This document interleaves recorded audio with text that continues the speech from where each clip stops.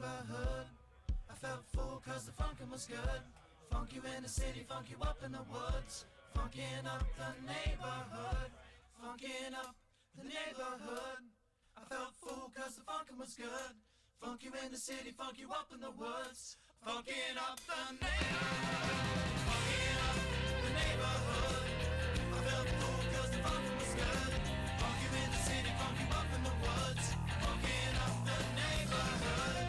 Funkin' up the neighborhood. I felt full cause the funkin' was good.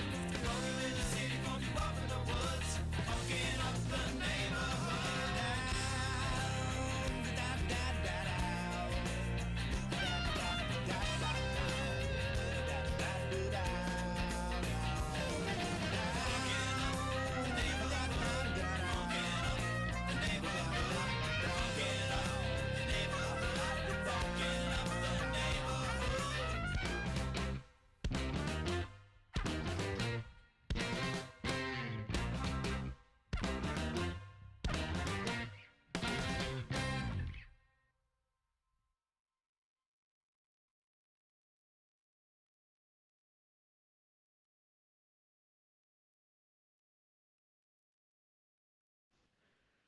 And we're live. And we're back. Welcome to the Underdog Journey. I'm West. This guy's David. This guy back here is Matt Harmon. And we are here because you got nothing else to do on a Wednesday night, apparently. Yeah. I got to work in the intros. One of these days we'll come up with a good one that sticks. I don't know. This one's been working for us for a couple years now. I mean, do we really want to change? Fair enough. We're on Mess with, episode mess with good 119. 119. 119 episodes. That's a lot of episodes. The big 119. So let's start this off right. What are you drinking over there, West? I am drinking. I still have some Oktoberfest left, so I'm drinking Columbus Brewing Company's Fest beer. Good stuff. That's excellent. Actually, It I is good think I stuff. have some. I grabbed because my favorite beer over in Central Ohio is Fest beer, the actual Fest beer from the Hofbrau. Hofbrau, yeah. And I think I have like 64 ounces of it left. I brought back with me. Nice. I brought back a lot more than that, but dealing with the chili dog toast, so I can't drink a lot of beer. So I'm doing so. It looks like we got the guy in the background. Is that Jameson he's holding? He's holding Jameson. He's going Irish whiskey tonight. Oh, Irish whiskey. Okay. Good stuff. Very nice. Very nice. Did you say you have chili dog toes? Is that It's a thing that those fat old guys get called gout, and nickname for it's chili dog toe. You eat the chili dog, you drink the beer at the ball game. I assumed you were making a little side money on OnlyFans. I'm not judging. I'm just saying you got to do what you got to do. Yeah, that too. But tonight, because I can't drink the beer because it's like one of the world's worst things for it. I've got a nice little bottle of 107. Nice. Weller. So that's what I'll be starting on. And if I get real antsy, I'm going to crack into my brand new bottle of Blanton's here. Oh, good stuff. Yeah. So I've got my Blanton's ready to go. But in case I don't want to be talking, I want to be speaking cursive at the end of the night. I do have a Calumet 16-year nice little bourbon ready to go here as well. So I have not opened up the Blanton's or the Calumet yet. And they're going to be pretty. They're gonna be pretty good. This one's highly recommended. I know the Blantons. Now my next bottle on the hit list is the Reserve. The Weller Reserve is the next one on my hit list. Well, that's gonna set you back. That's not a cheap bottle. No, none of them are at this point. Fair point. None of them are at this point. So I would say bottoms up, but a little tip to the side, I guess. And by the end of the night, with all that bourbon, you will be tipping to the side. So yes, indeed. Old Crow. Then you can afford it. There you go, David. If you're financially successful, you can afford this stuff. Fair enough. Financially successful. It's overrated. I don't know if you guys could see. I'm rocking Big Bentley's Pet Supply merchandise tonight. Mm-hmm. And for good reason, because I got my Big Bentley's from Stevie Evans. Big Bentley's Pet Supply. I got his stain remover and his urine destroyer. So when I bought my house, the people who lived here before had dogs, and we're going to call them incontinent dogs. Whatever breed they were incontinent dogs. And there's a couple spots, like literally right outside my office here, that I want to tackle. And I've been wanting to get onto it and get it taken care of for a while. and we're getting ready to start because we've been here for a little over a year now. And we've finally decided, you know what, this is our home now. We're going to transform it and do the paint and the decorating and new flooring and stuff like that. Just, you know, in kind of a series of work that's going to take up my life for the next year and a half, 2 years probably. So with that, I'm like, all right, the carpet's going to come out eventually, but in the meantime, I want to give this stuff a try, see how it works out. Mm-hmm. But as a bonus, when I ordered this, and I don't know whether it was because Stevie said, "Oh, it's David ordering these things from me," but he sent me 2 bottles. Oh, you got double. Yeah, I got 2 bottles of the tobacco odor eliminator. So have you tried it yet? I'll probably keep. I haven't tried it yet, but I am going to keep 1 bottle over here, and I'll probably. I don't know when my next trip is over to. It'll be probably for elections over at Lodge, but I'm thinking about running over, and I'll bring 1 over for you. Nice. Well, yeah. So you need to go to a cigar lounge, really, really get just all blasted with that cigar smoke, and on the way home, spritz yourself down, and ask the very lucky lady at home if she smells good. How I smell? Yeah. How do I smell? She's gonna slap me and say, "Get away from me." Yeah, ladies don't take it very well when you say, "Hey, here, sniff this." That's they don't. Yeah. How do By the way, smell? Yeah, by the way, literally anytime anybody ever asks, "Hey, smell this," always say no, because it's never going to be good. No, it's never good. Yeah.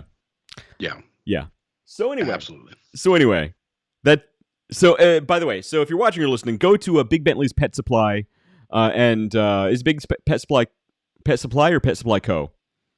Go to Google Big Bentley's Pet Supply. Big Bentley's Pet Supply. I think it's just Big Bentley's Pet Supply. Big Bentley's Pet Supply, and pick up some of that urine destroyer because it really works magic. It's all bioenzymatic, no chemicals. I mean, you could theoretically drink this stuff and be safe. I don't recommend it. Don't do that. Don't do it. I don't recommend it. No. But we were saying don't do that. I'm just saying. It's not my company, so caution, keep out of reach of children and West. Fair enough. Look, I'm not allowed to drink foreign chemicals. Okay, so unknown user says everyone owes a courtesy sniff. A courtesy sniff. Shannon Right. Black. So from the guys here at the Big Blue Dog, reach out and get the guys at the Big Red Dog and get yourself some stuff. If you have animals, you need some of this stuff. You have pets, exactly, or if you have children. It does. It works on all kinds of stuff. It does. Yeah, it does. So and then I will keep you posted on this because I'm going to be painting here. So if I get a little bit of a tobacco smell in this room, it's not the biggest thing. Mm-hmm. I've got that the Weller cigar. Yeah, the nice. Weller Cohiba that I think I might give the Weller Cohiba a test burn in here, and then try out the tobacco eliminator. I think you should just see how it works. Tell Nikki it's experiment. Scientific you have to do this. experiment. It's for business purposes. Yes. You're not smoking a cigar for fun. Who does that? It's nothing personal. It's just business. Just business. Exactly. That's what you should always tell your wife at all times. Okay. And here she comes with the divorce papers. Yeah, exactly. That didn't take long. All right. So it's just business. So David, I was on Instagram the other day, scrolling through like you do, and you get the ads on there. Like every other, that's the problem with Instagram, is like every other thing you scroll through is an ad, right? And I saw an ad, and it's one of the Amazon ads. So it's the carousel, it has different products, and sometimes they're pretty cool. So I scroll through, and one of them that I saw was, and this is why it caught my eye because I didn't know what it was. I'm going to show it here in a second.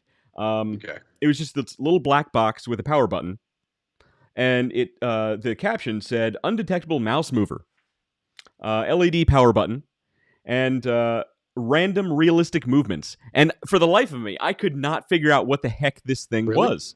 I know exactly what it is. Well, you do, but hang on, because I want to go through. Hold on. Hey, first off, before we get going any further, he has not shared any of this stuff tonight with me. No. This is business what he's related. talking about. I have no idea what we're going into, but I know exactly what it is. Well, maybe this just shows how naive I am. I had no idea what this thing was, and I'm like, does it detect mice in your house? Like, does it hear scratching the walls? What is undetectable mouse mover? I don't know what that means, right?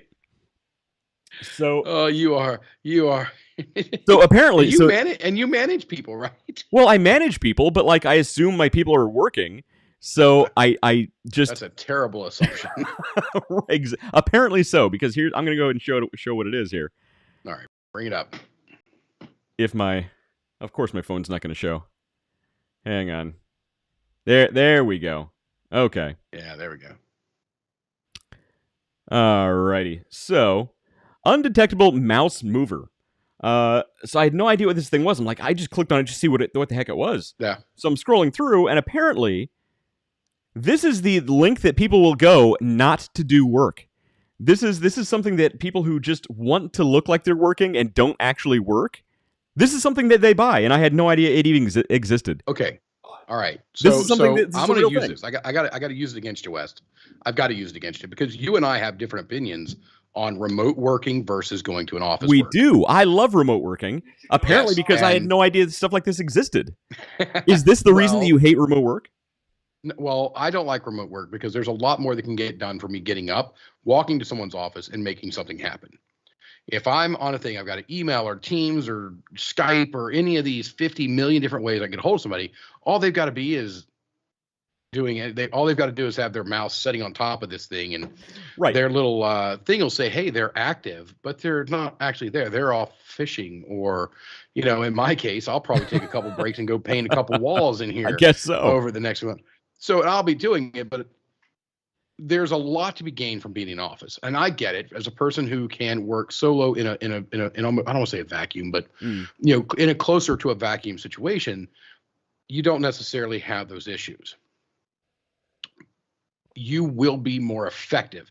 I'm not talking about more streamlined and what's the word? Efficient, more efficient. I'm saying you're going to be more effective in a group and team setting. In an office setting, a person is going to be more effective. People are going, okay, for me, I'm not going to hire somebody I don't trust. If I don't trust them, I'm not going to hire them. If I've got to go through the problem as an employer, if I've got to go through the problem of having software that detects activity, and now they've got this right here that says undetectable mouse mover. So now as an employee, so I've got software, the teams will say, hey, I've been idle for more than 5 minutes. And, it'll sit there and say, hey, the mouse and keyboard, nothing's moved for 5 minutes.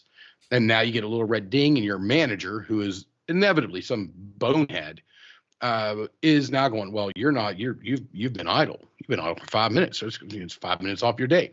So you're going to work extra, right? No, it's not how the world works. So what they do is now you got this little device that's right here that says it's an undetectable mouse mover and does random things to keep your stuff going.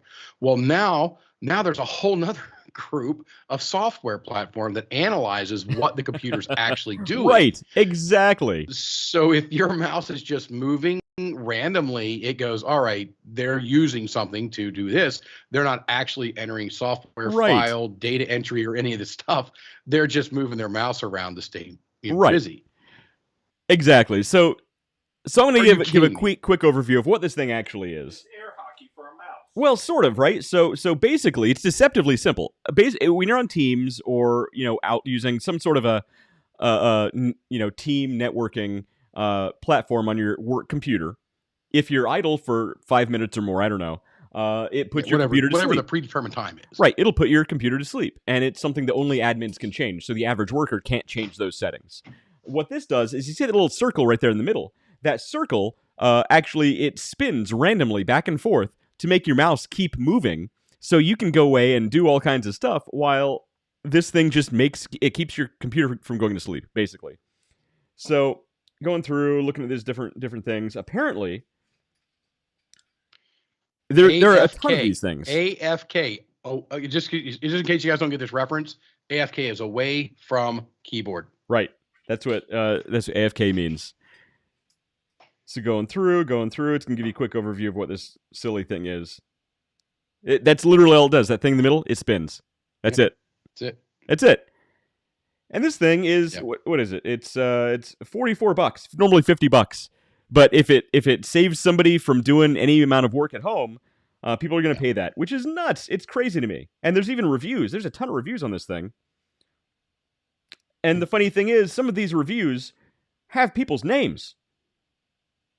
They have people's names. Lester Smith and Doug, Michaela, Stephanie. Yeah, this is good. This is good stuff. So I'm going through. Let's see who. So Video now we're here. going to have a piece of software developed for the business owners and managers that sniff out people who write reviews on software and hardware that keeps them from having to do. Well, you know what I was thinking? This is ridiculous. Just put everybody in a freaking office and it's done. You know what I was thinking? The same thing, sort of. I wonder if Amazon keeps track of these, and every time somebody applies for a job at Amazon, they cross-check it against devices like this, and they say, "Oh, I see 6 months ago you bought a undetectable mouse mover, and you want to work for us, huh? What do you think about that?" You still have that? We're going to need you to return that. Exactly.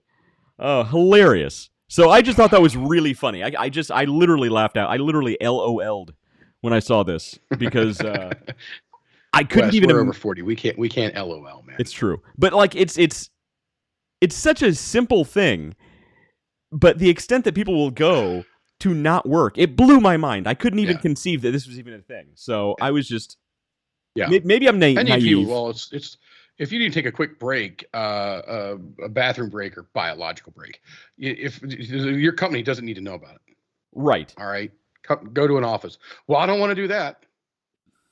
Then they're going to track you. That's how it works. Yeah, maybe I'm naive, but I couldn't even consider something like that.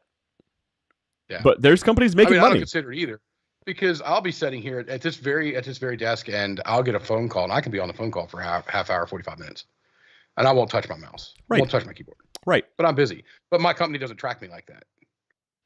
So I mean, care. I don't know if mine does or not. I've never thought about it before because I'm actually working. Yeah. In fact, my computer, and I have put, let's see, I did 15 hours on Monday and 13 hours yesterday. Mm-hmm. And then I worked probably eight and a half today. I didn't even open my laptop up today. Mm-hmm. But I worked the whole day. Yeah, so exactly. I'm not overly worried about it. Yeah, I'm not concerned. But I found that to be hilarious. I still wish I had an office to go to. I still wish I had a place I could get up and go, and that's where my work is, because it's really hard sometimes to when all that separates my home life and my work life is this little bit, and to leave work in here, and then more importantly to leave work on one specific computer and one specific phone, and to walk away from it. Sure, it's tough. It is. It takes a different kind of discipline. Yeah. To be able to do that. But like I agree with you to some extent, right? I do agree that a lot of work was easier when you could have random office pop in. You just go to the next cube over, go to the next office over. Yeah. You talk to the person, you get it done quicker. You collaborate in that way. I get it. But at the same time, I like, making my kids breakfast and seeing them get on the bus and help them get off the bus, that sort of thing. Yep. And think about the amount of money people are saving on gas by not commuting. I'm saving literally 2 hours a day by not commuting. Come on. On gas alone, that's a raise. I jump in a car and just drive flat out 5 hours for work. So for mere mortals like myself, I'm not driving 5 hours anywhere. If I'm driving 5 hours, I better be at a beach somewhere, or I'm not happy about it. I've seen the ocean. I was at the Atlantic yesterday. I've seen it. It's still over there. Why should you go to the office? You should go to the office because that's the way it's supposed to be. Okay, Grandpa. All right. And our live stream audience is joining us. Hey, guys. Why does it smell like candle? Because I'm burning a candle up there.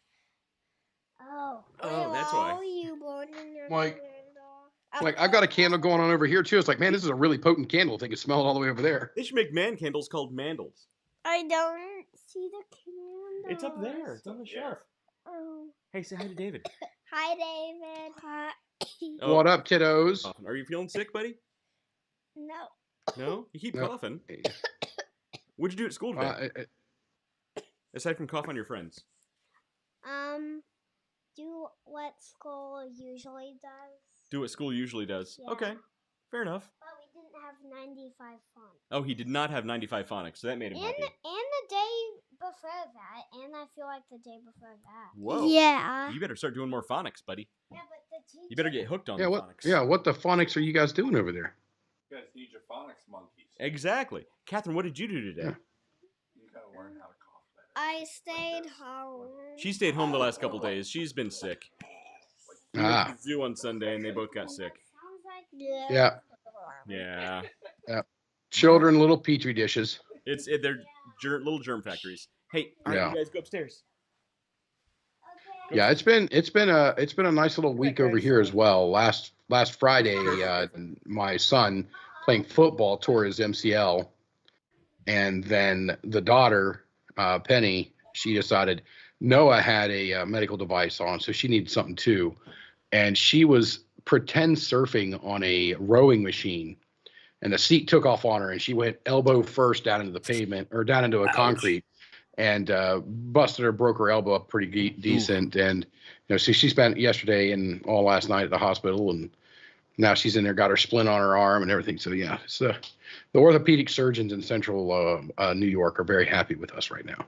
Well, yeah, you're. If you were working from home, that wouldn't have happened. It's true, David. I do work from home, man. Except for the 47 Yeah, 100 hours. traveling. Yeah, there's sort of travel. I mean, but when I'm not traveling, I work from home. Aside from randomly driving 5 or 7 or 8 hours a day, or one way. So it's been a week because I started here on Monday morning, and I ran over to Rochester first thing in the morning, and then I got back over here by 11 a.m. So I was in Rochester and back by 11 o'clock in the morning, and then I had a couple meetings throughout the day, and then I had a meeting at 4 p.m. like downtown Syracuse. And then at 5 p.m. when that one ended, I drove out to Boston and rolled in out there, met with somebody in the evening, and then had some meetings on Tuesday morning. I pushed my Wednesday meeting into Tuesday or pulled it in, knocked it out, got back late last night, and ended up in the hospital with the daughter. And then I got this morning, went back to Rochester. So it's been a week. It's been a week. It sounds like it. Man, you've been busy. Had your hands full. Did you know that when you go to the office, you literally get, this statistically proven, 67% more work done? Did you remember that 67 is the percentage you were supposed to use? It rang the bell. Okay. All right. Thank you. 67% of the time it works. Every time. Every time. Yes. So, exactly. So that cracks me up, man. And it's crazy because, there's literally just pull everybody back to the office. And now we've eliminated the tracking software and the anti-tracking software equipment, undetectable mouse movers. Right. And then now we're getting rid of, so we can disrupt 3 major markets of software and hardware that really have no reason to exist. Plus, you're bringing that distrust into your home. Yeah, come on, man. Office. Yes, go to the office. So, go to the office. Well, yeah, everybody else can go to the office. I like working from home. That's just me. Especially now that I'm going to get an undetectable mouse mover, apparently. Now that you know that you can get that. So, is it coming tomorrow, Prime? Yeah, the problem is, if I got one of those, who would actually do the work that needs to get done? I think my boss would know pretty quick I'm not actually working. Yeah, we're not actually doing anything. Yeah, I actually want to continue to get paid. So that's, that's I do it is a good part of the employment process is, that paycheck. It's typically the perk, the main perk. Yeah. My job. Yeah. Of being an art student. Yeah. Peace out, man. There you go. Peace and groovy love. The hippie art student behind me. All right, so David, I know you're big on the social medias. Oh yes, I love all the social medias. It is nearly impossible to go online, to go on any social media without running into, marketing advice, business advice, some kind of guru talking about some sort of self-help nonsense. And some of it's actually good, but a lot of it is just garbage and BS and just noise. Especially the ones that say, hey, get off social media and go do that. In the meantime, you need to actually scroll hours and hours and hours to actually see some of their content, unless you specifically follow them. So I thought what we'd do today is we'd actually go through some of some things I found on Instagram, some social media business advice, and we can go through it and talk about what's good versus what's BS. And I have not shared any of this with you, so You should do that from LinkedIn. There's a load of crap there. there is a ton of garbage on every social platform. So even today, just before we go off on this, because I know what we're getting into. I know the topic of what we're getting into. Okay. And this conversation I have is not necessarily, but LinkedIn actually had a 10 to 15 minute phone call with a person today, and probably good half of it From LinkedIn was a recruiter. No. That's exactly it. When I said LinkedIn and I said a phone call about LinkedIn, your immediate thought was recruiter, because that's all LinkedIn is. All basically LinkedIn is. It's supposed to be a place where you can share and do other things, but all it is a, for lack of better word, or actually the use of perfect word, cesspool for recruiters to play in. That's all they do. That's what it's devolved into. Yes. Yeah, back when I had a decent, 100 over, because it just goes to 500. So I had over 500 followers. I was, a power user or whatever it was. And I just got inundated nonstop with people trying to pull me out of that job and into other things. And I seen my employees on that platform, and I said, you know what? If they're doing this to me, they're doing it to them. Well, so of course, all I'm doing is feeding them information about how to get my employees. I want nothing to do with this. Okay. Absolutely. I don't want to say despise LinkedIn. I despise what LinkedIn causes, and it's the consistent jump from employer to employer to employer to employer. And I can see that. To get loyalty, you have to give loyalty. To get respect, you have to earn respect and give respect. I mean, it's just the way that the world works. And if all you're ever doing is jumping from place to place to place to place to place, you don't get it. Okay, fair, and I can see that. And stop luring my people away. I wish I had the stats in front of me, but there are a ton of stats around job hoppers right now. Apparently, that's a really big thing, and not just with the typical the average associate, but manager level, director level, VP level. Apparently E-level, apparently the 1 year and less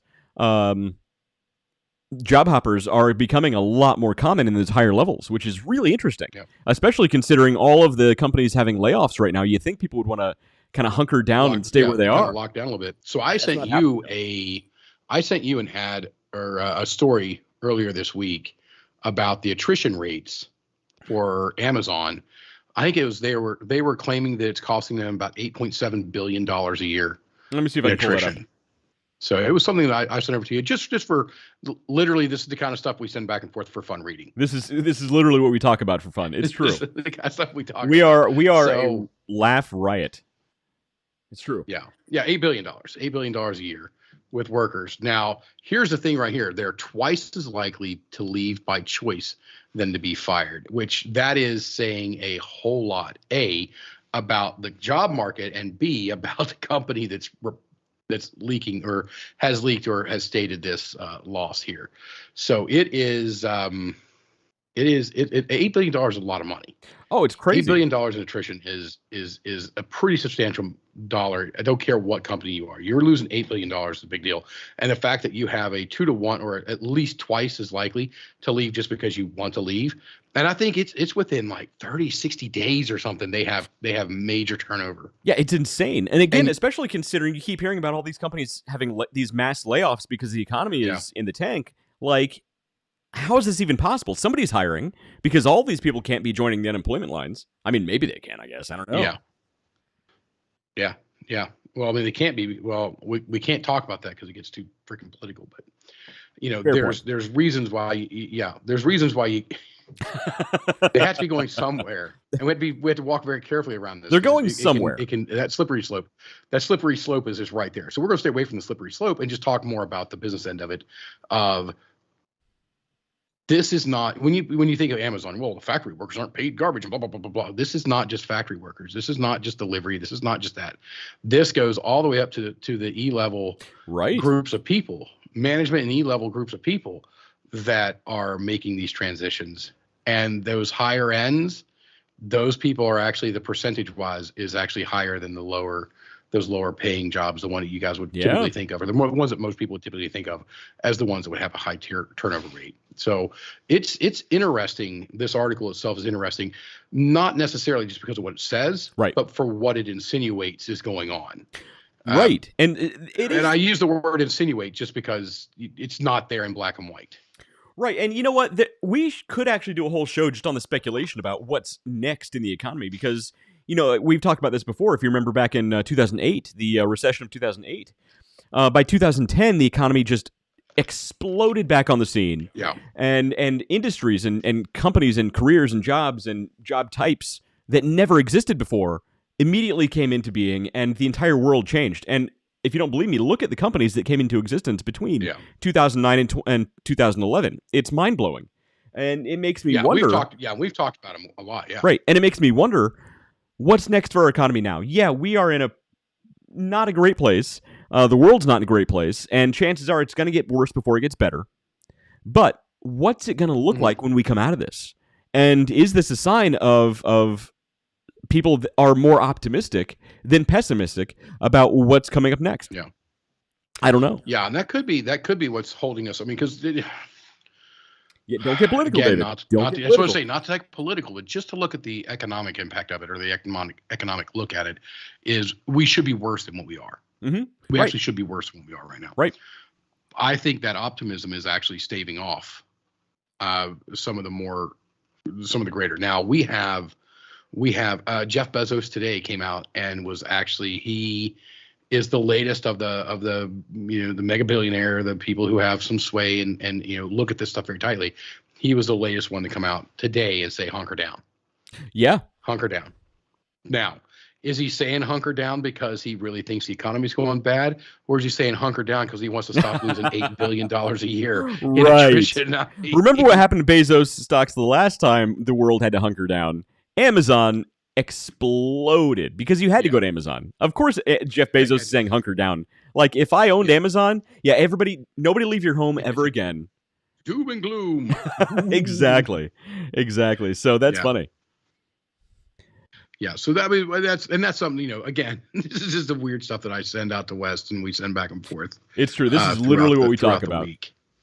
So picture our show. You asked me earlier if I had news. I was like, yeah, I've seen a couple little things out there. No, that's a good one. And we always talk about it. We're always like, well, I wanted to talk about this, but it gets too close to politics. So we can't do it. Yeah. What about this? Well, that actually is politics. We can't do that. Well, there's another thing that's somewhere between politics and ridiculousness, which I hate the word ridiculousness because it's not a word. It's the name of a TV show hosted by a guy who owns a skateboard company. But in this case, it kind of fits because Kanye West actually bought a social media platform supposedly to compete with Donald Trump. So Donald Trump, if you didn't know, owns Truth Social. Kanye West now owns Parler. And if you remember back in 2020, I think it was, Parler actually got kicked off of most servers. Most App Store platforms, and in fact, they were actually dropped from Amazon Web Services.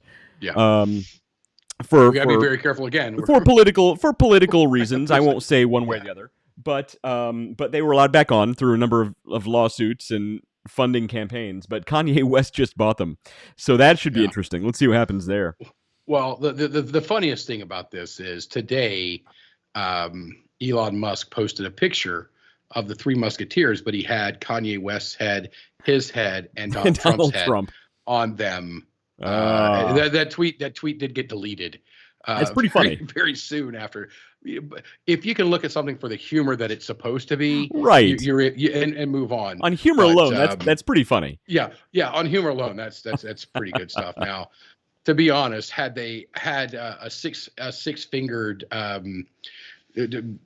robot, what's his name? The alien robot that runs Facebook, Meta. Oh, Mark Zuckerberg. If they had a six-fingered Zuckerberg, that would have been the icing on the cake. Because if you don't get hilarious. that reference, you guys had a poor life, and you need to go watch the Princess. The Princess Bride, or whatever it's called. What's it called? The Princess Bride. The Princess Bride had the six-fingered man. Yeah, the six-fingered man. But that also didn't have the three amigos. Well, it was the Three Amigos, Three Musketeers. The Three Musketeers were different. But they did use fencing foils. So I see where you're coming from. I get it. I'm making the connection. Yes. So I do actually have one more piece of news before we get to our main topic. I do, and it's one I meant to mention last week, but I completely got. You know how we get sidetracked. That's all right. We're 40 minutes into this. Let's talk about this. So this is actually pretty good news for smaller YouTubers. So up until now, so originally, years and years ago, at least on YouTube, when YouTube was fresh and new on the scene, you could make an account and immediately assign yourself a custom URL. So you could have youtube.com/ I've seen that come out today. Yes, / the Underdog Journey, right? Yeah. But then they changed that to where you needed a minimum of 100 subscribers to be able to get that custom URL. Now, here's the interesting thing, okay? YouTube has never had handles like other social media platforms have. He's going for the Wellers. So like on Instagram or Twitter, right? Your handle is at the Underdog Journey or at David Leffingwell. Well, YouTube has never had that, right? So even if you have your custom URL, you'd have the URL of the Underdog Journey, but you could have the name of your channel be anything. The name of your channel could be, spicy mustard. Spicy mustard videos. But the custom URL says Underdog Journey. It didn't make sense, but you could still do it. Now, here's the weird thing. Since those two things weren't connected in any real way, literally anybody else, some Russian bot somewhere, could make a YouTube account and name it Spicy Mustard Videos. But you already have Spicy Mustard Videos. It doesn't matter. The name didn't matter. But there could be 100,000 Spicy Mustard videos out there, right? So YouTube actually just made the change to where they're adding handles. So literally anybody out there can go and get their own handle. So just like on Instagram or Twitter, you'd be at the Underdog Journey. Now on YouTube, you can have the same thing. And this does apply to your custom URL. Now you'd be youtube.com/at the Underdog Journey or at Spicy Mustard Videos. So that's actually very good. But here's the problem, okay? Here's the hang up. This is going to lead to a massive number of handle squatters, which you see on other social media platforms. You get, again, bots mostly, but a number of different people making dozens of accounts, just squatting on these good handles, hoping they can sell them to somebody, and that's what they do. So if you ever wanted to make a YouTube channel, sign up now, get the handle that you want before somebody else does. So, but here's another good thing though. If you already had a custom URL, like the Underdog Journey, that custom URL is automatically assigned that handle. So everybody who had a good healthy channel before will still have that handle. They don't have to go hunting for it or fighting for it. Yeah. But it's funny. This was actually kind of a question mark with Mr. Beast's channel. So apparently, when Mr. Beast signed up for his account, there was already a Mr. Beast channel, custom URL out there. So when he got the option to actually create his, he made Mr. Beast 6000. And everybody's kind of curious if he's going to be keep 6000 or be able to get the original Mr. Beast. Chances are he won't. He might have to stick with Mr. Beast 6000. And chances are funny. The guy who has Mr. Beast will sell. Oh, Mr. totally. Beast URL. I mean, But that's what you do. And that's the problem, right? You get these squatters who want to sell these things. And you get this with, I kind of do the same thing with domains. You think of a good domain name, you buy it, and you hope you can sell it someday. That's what you do. Yeah. Just right now the estimate's around $30 million a year that he makes just from the videos. Yeah. Just in video ad revenue, he's making $30 million a year. That is not, the guy has his fingers. He's got chocolates. He's got the restaurant, Mr. Beast Burger. He's got just so many things. And then on top of that, you got sponsorships and things of that nature that he gets as well. He's making so much money. So just for the videos, it's $30 million. So yeah, to be honest, when you're that big, be fine. I'm not worried about Mr. Beast. If you got to do 6,000, let's say the guy comes back and goes, no, I want $20 million for that. He can go, all right, I'm going to give you $0. I'm going to continue making 30 million. Go for it, bud. Right, exactly. I'm not worried about Mr. Beast. I'm just saying you will get people squatting on these handles. So if you wanted to make a YouTube channel, let's say you've been thinking about one for a while, you just haven't pulled the trigger yet. Get that making handle. French fries. Like making French fries. Get that YouTube handle right now because chances are somebody's going to grab it up. So I'm actually going over to YouTube right now. Hold on. Talk for a moment because I need a couple minutes here. I want to see if there are French fry channels. Oh, David, there are French fry channels. Matt Harmon says there are. So is this our new mission for the evening? There's a couple of them here. Okay, so there's a couple of them that have a video about making French fries. That doesn't sound like a whole channel about French fries. It is not a dedicated French fry channel. How can there not be? That's what we're saying, Matt. That's your niche. We've been telling you this. You need to get on it. We have there's a lot of them on here about making French fries. Oh, wow. That damn Well, thing think was about good. the possibilities, Matt. I mean, we could write. We're not going to write this stuff for you, but think about the possibilities. Yeah. Endless French fry possibilities. Oh, yes. And that's all you do.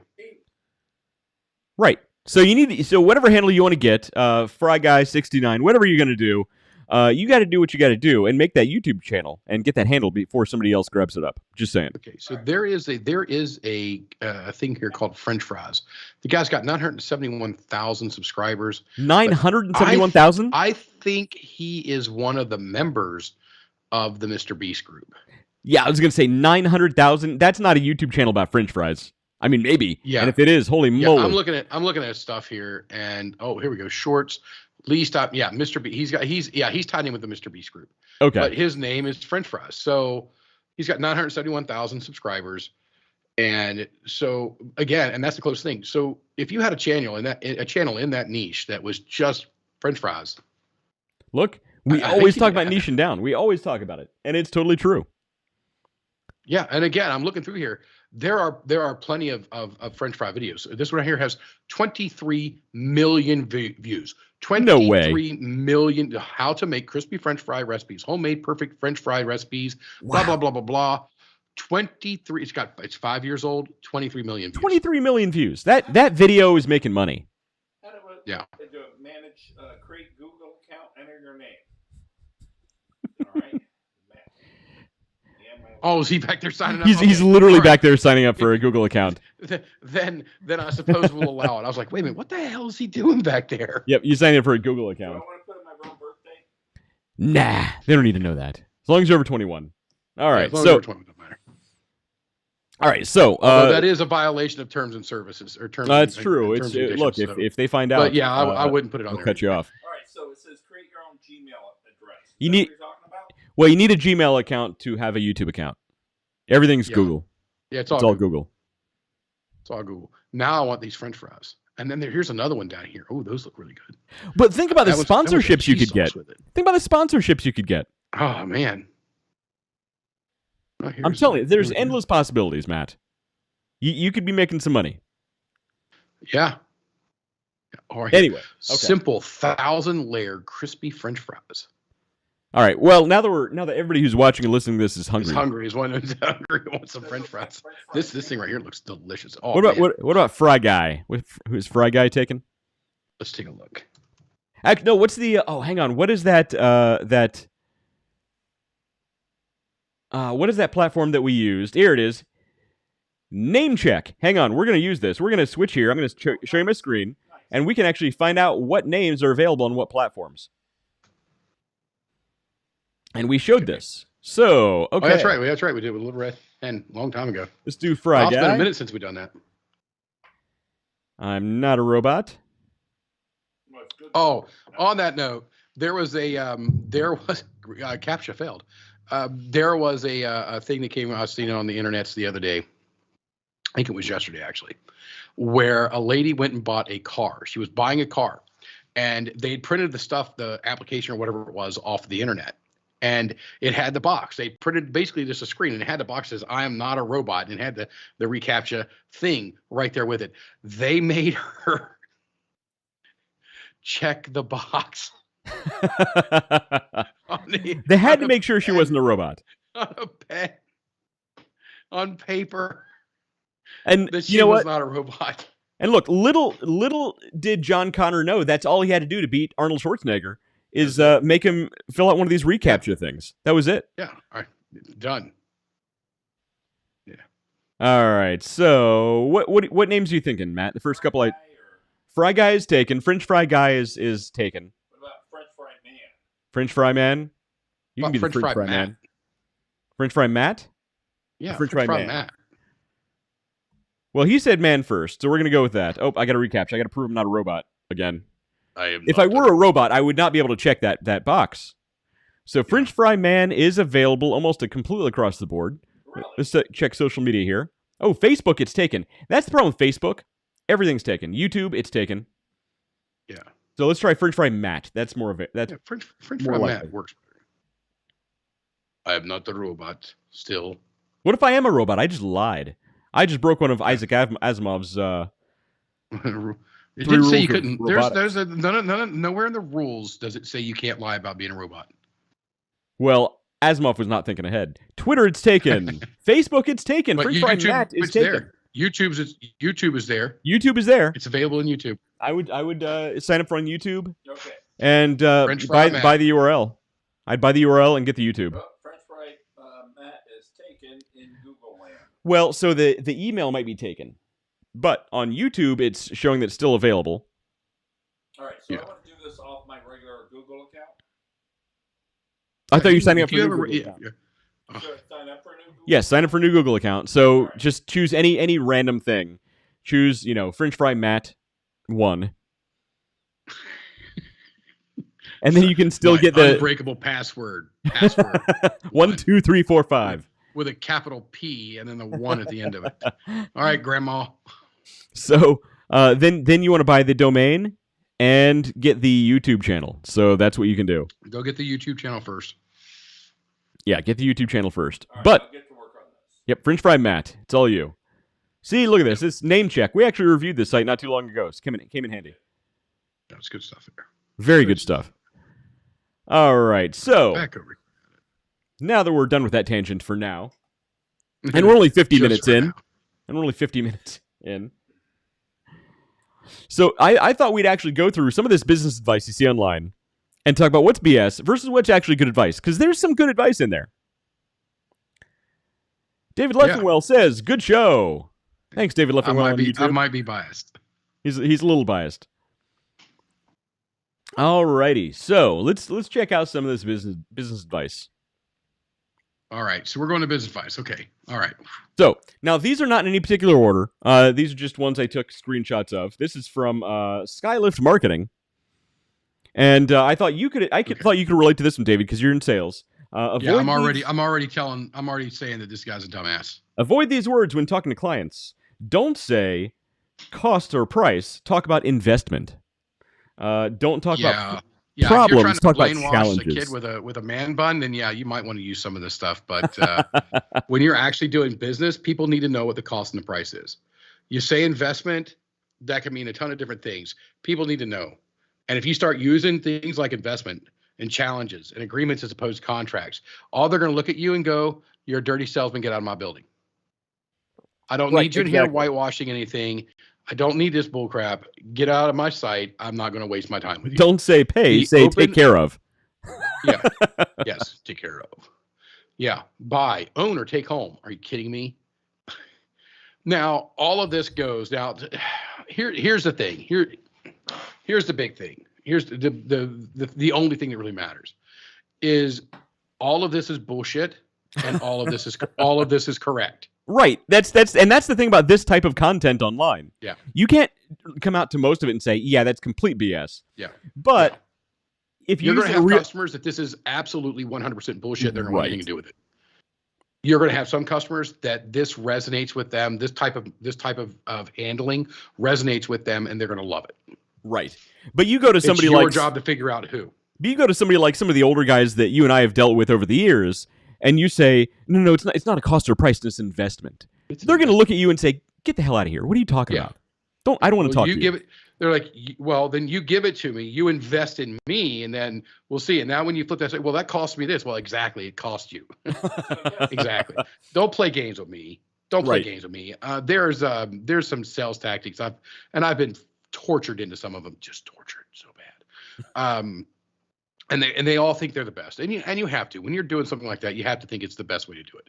Yeah. And they do certain things like this right here, and every time I have to sit through one, I'm like, oh my god, this guy's an idiot.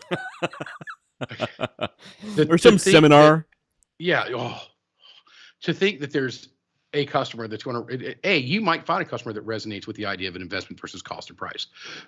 But that doesn't mean he's not looking at what problems that needs and what kind of contract he's got to sign. And it literally, you have to know your customer. You have to know who you're selling to. Right. And that's part of what it comes down to also.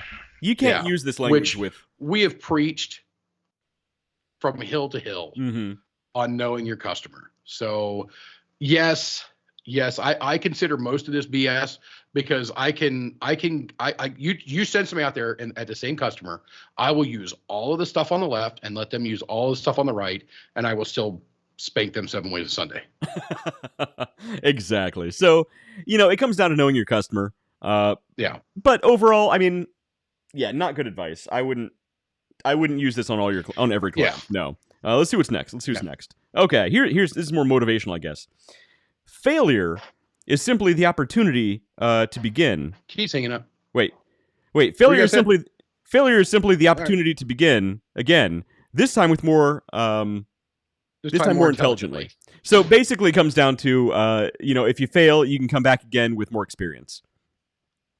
It's not terrible advice. I don't think it's something to base your life around. I'll give that a check mark. I will give that a check mark. I'm not going to give it a check mark plus, but I'll give it a check plus. Mark. It's fine. It's not bad advice. Look, it's not bad advice, but I don't want to hang this on my wall. No, it's not advice I'm going to give my son growing up. Yeah, it's after he makes the mistake. Then you can make him feel better and say, "Hey, you're not a failure. You can come back and try again, and this time you'll know better." Yeah. But maybe you should have known a little better in the first place. Yeah. Yeah, we either learn from your mistake or you're doomed to repeat them, they say. But I wouldn't plan to make the mistake. And by doing this right here, it kind of tells me, hey, I'm planning to go screw something up. Right. And I'm going to screw it up. I'm going to screw up, see how it screws up.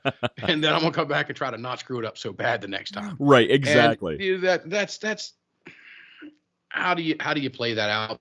Yes, I like the sentimentality that's in it. Right. I don't want it on. I don't want a picture of a lion on my wall with those words. I don't want it. Right. This is from the same type of people who put a lot of content out that says the main thing you need to do is get off social media. At the same time, they're posting 20 of these a day. Yeah, on social media. So, yeah, exactly. It's nice. It's cute, but I wouldn't live by it. All right, this one I added for you, David. Remember, the only thing standing between you and your dreams is your appearance, your lack of talent, and your general personality. I love everything about this. I love absolutely everything about this because guess what? That is probably the most true thing we've ever had on the show. It's absolutely true. Right. This is business advice. This is personal advice, business advice, marriage advice. It really does work. You can apply this to pretty much every part of your life. Yes. The lack of talent thing really is great. I had a friend, and I won't say his name on the internet, but he worked for a financial institution, and he was trying to move up, trying to move up through the ranks, and he applied for job after job after job after job, none of which he remotely qualified to do, none of it. So everything is an experience. He had none. Interest he had high, and those were the selections. What's your experience? And they had the dots from 5 being great and 0 being I don't know what the hell's going on. So it was all 0s and then all 5s. I don't know what this is, but I'm really excited about it. I don't know what this is, but I'm really excited about it. And this kind of it resonates in here going, hey, the only thing standing between dreams is your appearance, which big fat guy here, lack of talent. I have 0 talent. And my personality, man, I am absolutely not fun to have around. So, yeah, I love it. I love everything about this. That's one that goes on the wall right there. This is an A+. This needs a lion. I'm going to remake this with an inspirational lion or a tiger or something next to it. Yes, it's a good one. Maybe a wolf. No, put a clown looking at a little globe of the earth down at it in black and white, just to screw with people. There we go. Just why not?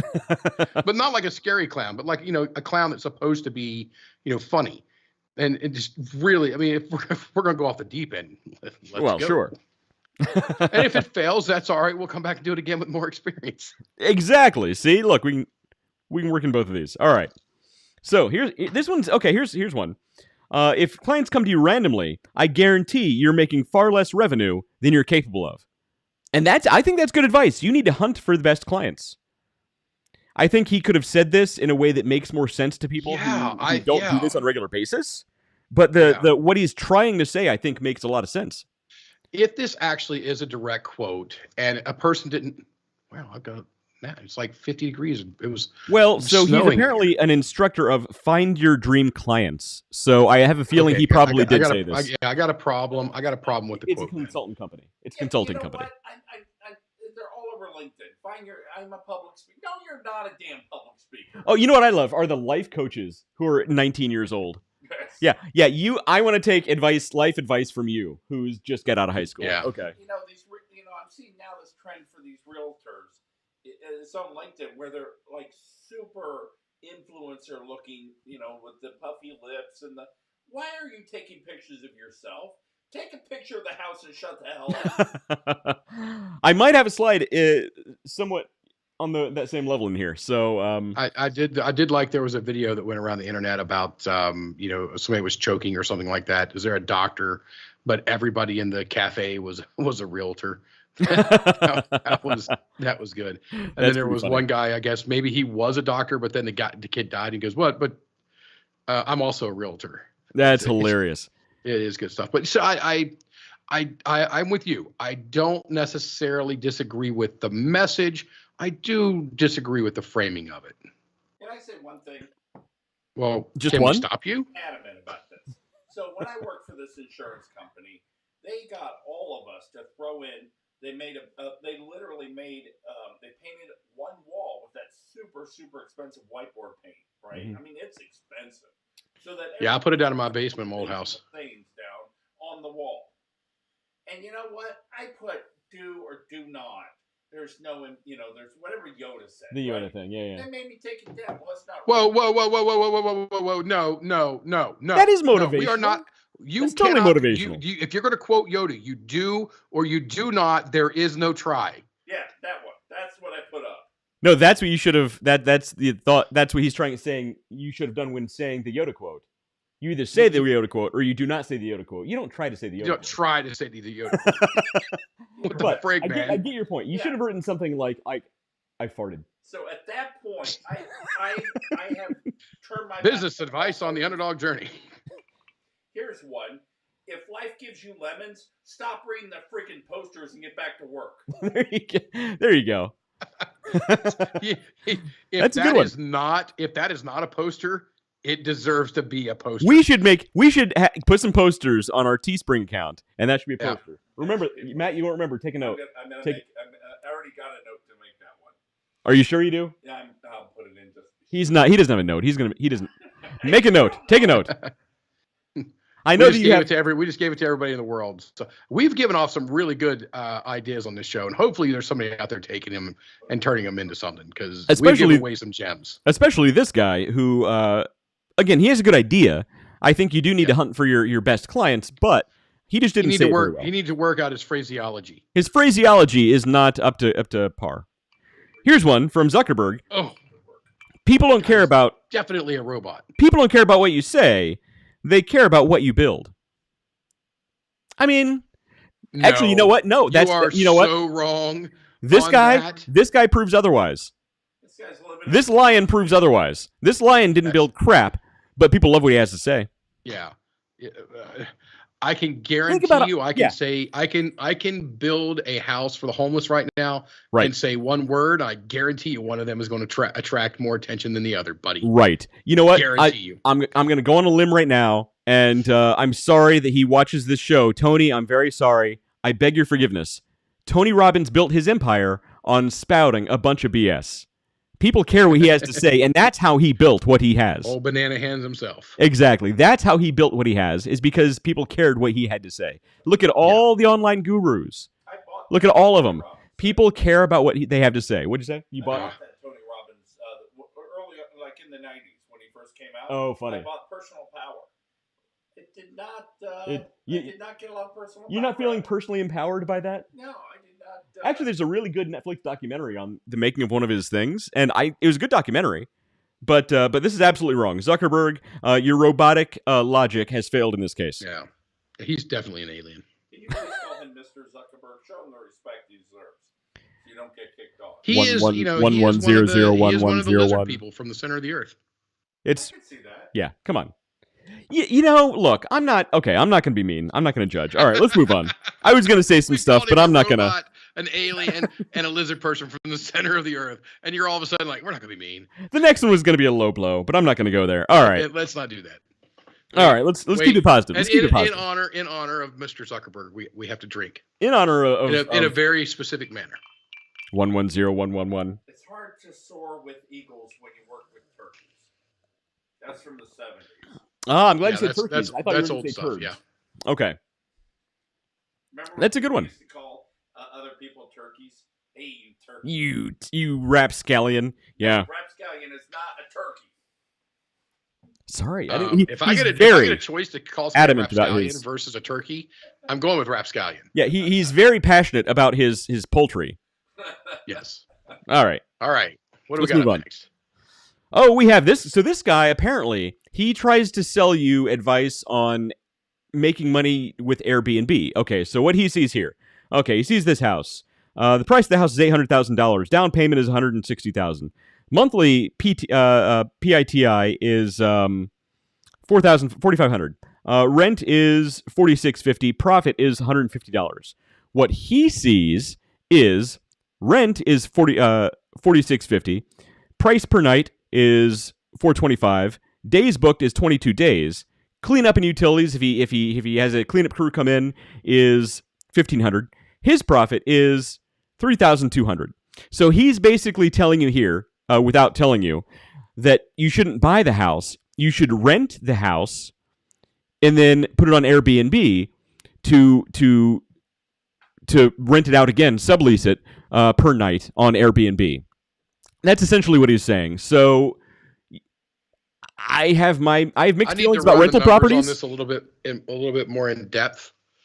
Yeah, I have mixed feelings on rental properties, but I think his math in a perfect world, like if everything is ideal and perfect, sure.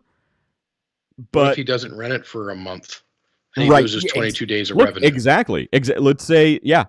I mean, any number of things can happen. Like someone beats the hell out of the house. Well, yeah, somebody rents it and has a party and they destroy the house. Or let's say one of his sublease people burned down the house. He's likely in breach of contract of the original rental, and now he has to buy the house for $800,000. Most rental agreements absolutely forbid sublet. So yeah, so probably not good advice. No, I need to know more about this. Okay, the premise, on the surface of it, I disagree. On the surface of it, I disagree. I do want to know more about it. If he's looking at this as he's going, all right. No, you know what? I need to know more about it. Right. If he's just really trying to rent it from somebody else, and then he's trying to sublet it out to Airbnb or something. No. Well, he has one of these. He's got problems. He has one of these channels where he's one of these guys who says, "I made $3,000 last month by doing absolutely nothing, by just having these Airbnb properties. You can do the same thing too." That's not absolutely nothing. Well, working your ass off. Right. And in addition, so here's the thing. Here's what they don't tell you is there's no such thing as passive income, okay?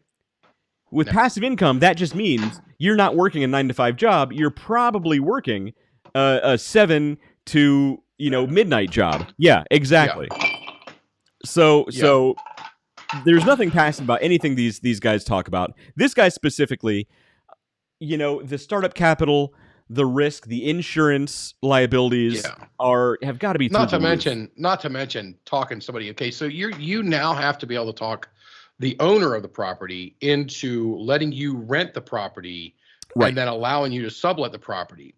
So instead of letting you sublet the property, why not just let them they'll just Airbnb the property. They've already got it. They've already got the investment, and they're taking out a layer of risk in you and increasing their margin. This is again, on the surface, I don't agree with it, but I kind of do. I want to know more about it. Okay, fair enough. Okay, so we don't have enough info on this guy. Let's move on. Yeah. Next one. Oh dear Lord. How to make your target audience see you. Like the little eye emojis. They see you and then they buy from you. Okay, it's that simple apparently. I like it. Niche down, target a very small group. I can't disagree with that. Yep. Maintain regular postings and consistency over time equals success. We talk about that.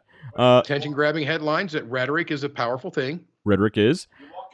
Experiment with different content types. We've actually talked about A and B landing pages for websites in the past. We've actually shown people what to do, how to do it, and how they work. Double down on whatever's working. Okay, I'm not opposed to it. I like it. It's the 80-20 where you can get the most revenue for the least amount of work, your return on investment. That's what you want to do. Yeah. So I don't agree with that. Identify the struggles and solve those. That's a separate thing. That doesn't belong in here. It's not bad advice, but I don't believe it belongs in this list. Reach out to them and support their efforts. Okay. All right. Everything except maybe removing that identify their struggles and to solve them. That is going to be in your niching down and targeting. You should have already. So that doesn't need to really be in here. Right. But other than that, I like this. I like it. I think it's a good thing. I think there's a show. There's literally a show to be had on every one of those bullet points. That's what I was just going to say. I think each one needs its own sort of slide, if not, multiple slides, if not an entire book about how to actually do this stuff, because it's not that simple. It's like the idea of, like we just said, somebody says, oh, you can make millions of dollars per month with passive income. Well, it's not that simple. And if you had the whole story, you'd realize you cannot sum up what's being suggested here in a single line of text. You broke open the Blantons. Good job. What letter you got there? You got the S. We got the S. Good job. That's simple. Everybody would be doing it. And I kept thinking, right. You don't know, Dad. You don't know, Dad. You know what? My dad knew. He knew. Well, sure. Well, sure. It reminds me of these these online gurus and stuff who keep saying, or these guys who sell online courses or these coaching sessions, and they say, "Oh, it's so easy, anybody can do it." Well, you know what? If it were that easy, why aren't you just hiring a team of people to work under you in your company, and they can do all of this stuff, and you're just raking in the profit? Because it's not that easy. I've met some people who cannot sell, who can't. They're not equipped to sell. There's no amount of training that can make them salespeople. What are you trying to say? You're trying to say that Bentley, Big Bentley smells like Blanton's? Big Bentley. No. This is very. I'm going to use the word floral. Okay. If you could make it smell like this, right, that would be appreciated. Well, we talked to Big Bentley's. Well, yeah, we talked to Big Bentley's about the aromas in their sprays, and he says he can add anything in there. Who is this guy? Is this a sponsor? Stevie Evans. No, he's not a sponsor. We've had him on before. He owns Big Bentley's Pet Supply. Oh yeah. Yeah. He's a sponsor of tonight's show. He's tonight's show brought to you by Big Bentley's, who's not paying us a dime, but we still like his product. Yeah, we're sponsoring him tonight. He actually does have a great product, so I recommend going to his website, checking him out. I am going to do. Here we go. This is not a. That's why we're not callback to a tangent.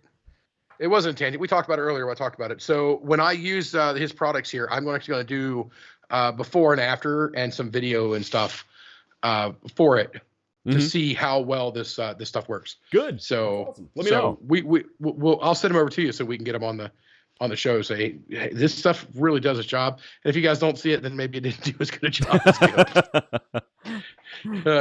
fair enough. But no, I want to give it a try. So yeah, this as far as back to what we're talking about right now.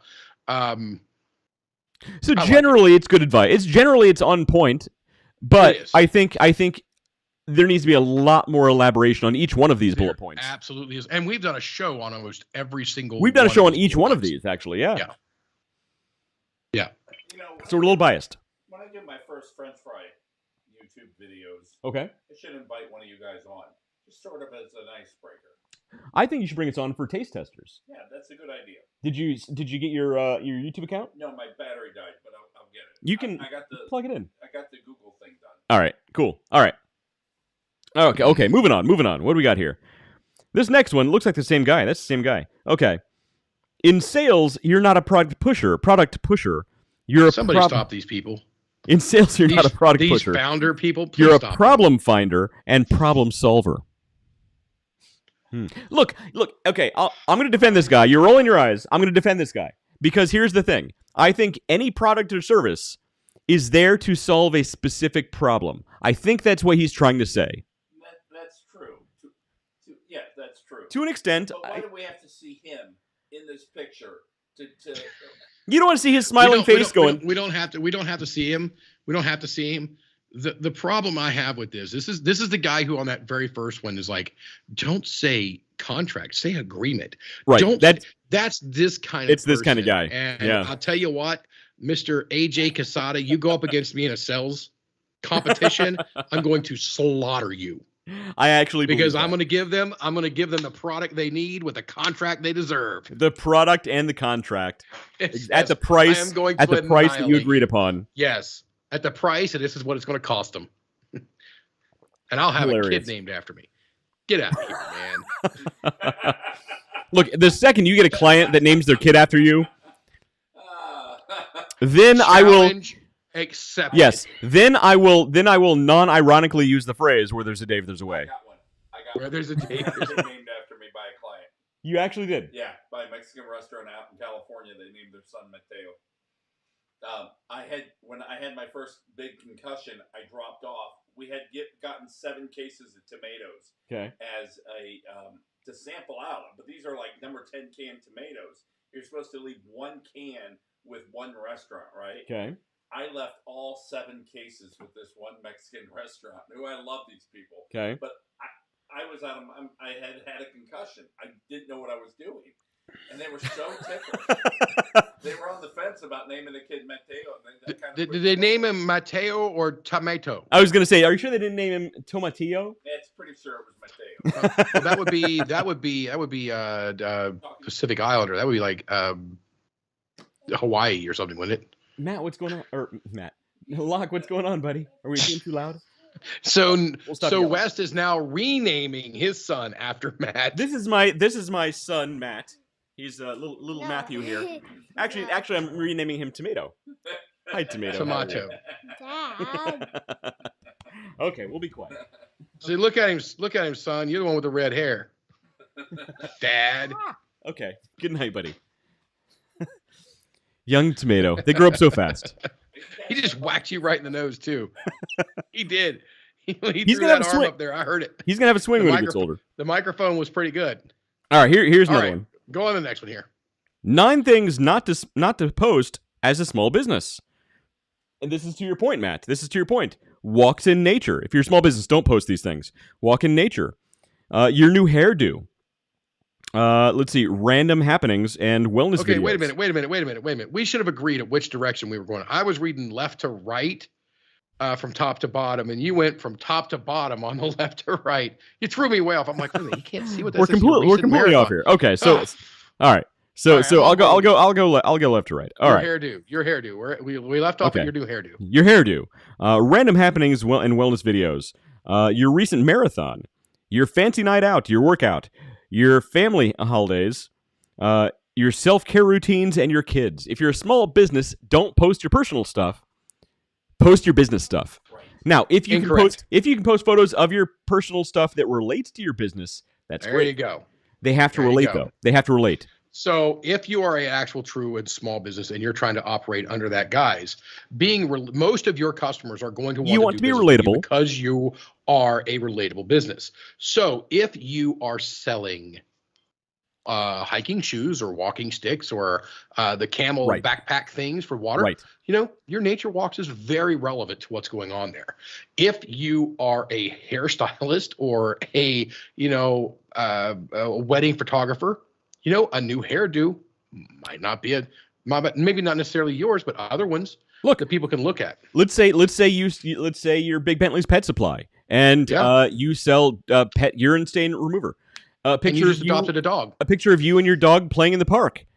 Yep. You know what I mean? It works. A picture of you and your kids with the dog rolling around on the carpet, hopefully not soaked in urine. It works. Yes.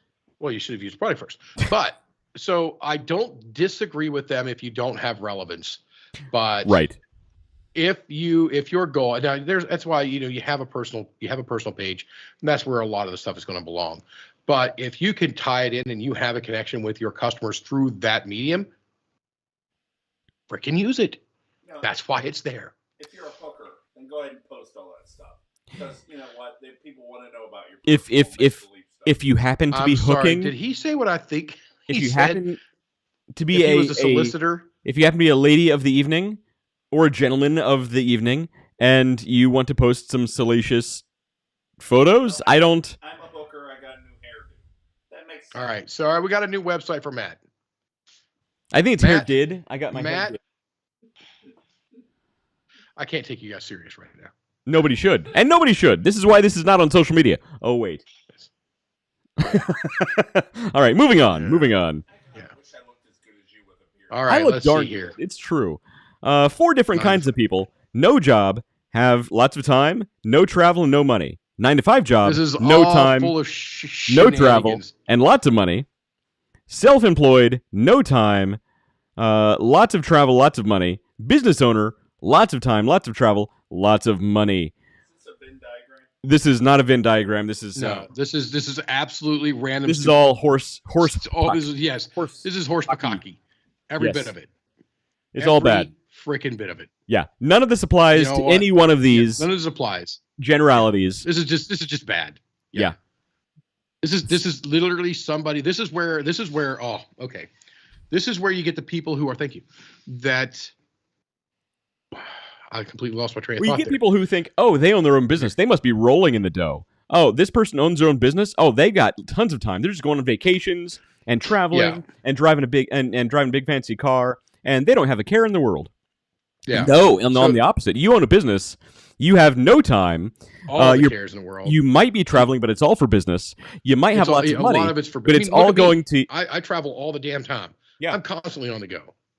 That's not my alone time. That's not me time. That is straight up work, man. Mm-hmm. Yes, if you follow me on the Facebooks, some of the stuff I post is really cool. I do get to go see some really cool things, but you got to see a single millisecond Right. of the day, and not the 15 hours Well, this that plays put in to so. get to that. So this actually came from Instagram, and this plays right into the idea of the Instagram reality, where it's so Yeah. curated and it's so perfect, and everything looks so great for these people on Instagram.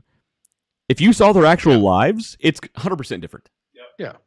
Every time. So none of this is good advice at all. This not even advice. It's just garbage. This is just bad. This is bad across the board. There's nothing good here. Yep. Moving on. All right. Moving on. We gave it too Okay. much time. So we got a muscly guy. Win in silence. Let them think you're losing. I don't think it's bad advice. Win in silence. Win, like you're winning a race. So look, I don't think it's bad advice. Look, you don't need to advertise all of your business doings. Sometimes you just need to just shut up and do it, Dude, yeah. right? I don't think it's bad there's better ways to advice. say this, and win in silence. That part I don't have a problem with. It's the let them think you're losing. That is the idea that there's somebody out there that you're competing against, and the simple truth is you're not. This push off the idea that there's somebody rooting against you, and if you are sitting there, and even if there is, Mm-hmm. you don't acknowledge it. It's just you don't Right. worry about it. But I think this. You do you, boo boo. But I think you're saying the same thing though, because look, I think No. this also plays into the idea of you don't need the fancy watch, you don't need the fancy shoes, No. you don't need the fancy suit.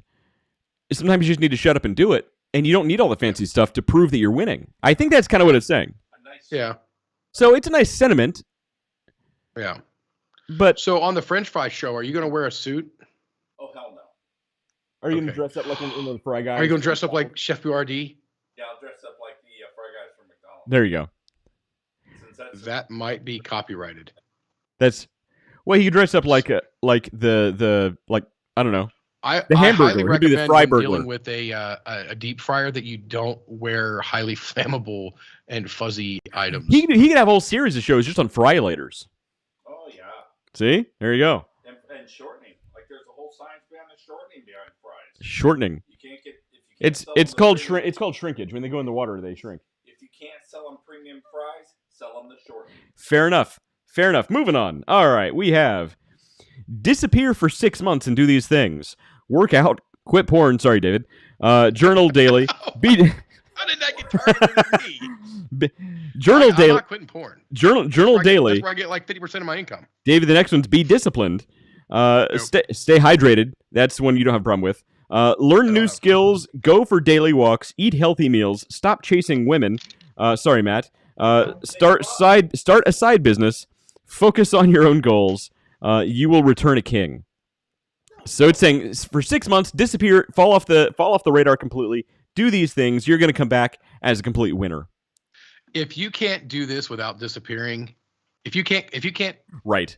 be who Well- you be without disappearing, you're not going to do it with disappearing. This is like the same kind of person who says, "Oh, I don't smoke cigarettes, but stop smoking cold turkey. You'll have no problem." Yeah. You Yeah, can't do it. Here's the thing. It took me a long time to quit smoking. So here, really, the only thing that you need in all of this is be disciplined. That one bullet point takes care of everything else. Right. That's it. Because that's what So you could say. Be disciplined and literally get rid of everything else. Right. And I'm not giving up my porn career. It ain't happening. So it's all about priorities. But be disciplined, and that's all you need. Yeah. It should just say that, but it wouldn't be as I don't know, motivating. I don't know. The time it took for somebody to make this graphic, they could have spent loving their wife or being kind to someone. I just want to hit him with a bat. Ah. Says the guy who says you should love your wife and be kind, wants to hit people with bats. Well, he's not loving his wife. I don't see it. See, you see it. A discrepancy there. I don't. I've met plenty of people that are just like, you just need hit with a head and the hammer just a couple times. Not really hard, just a couple taps, just to wake you up, maybe.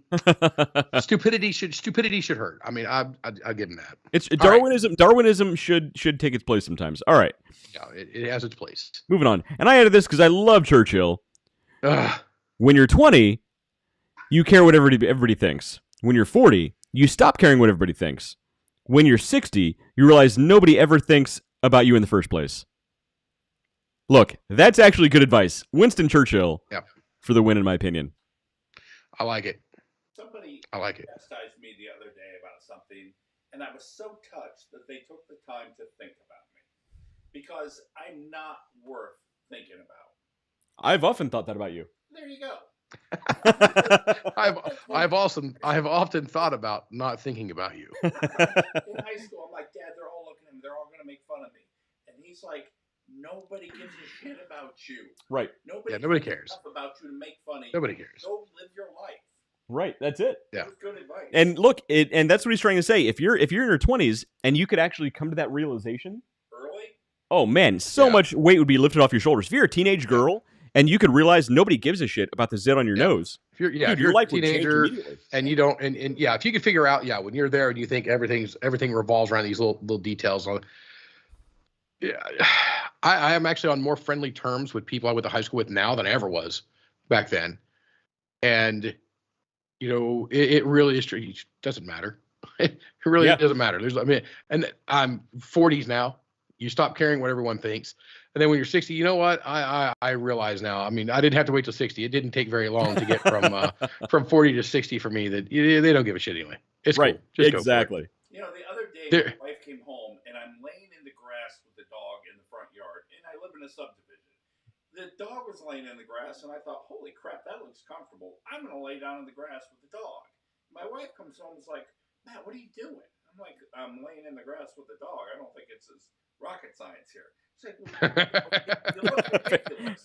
And I'm like, I don't care how I look. Yeah. I'm comfortable, and the dog seems happy.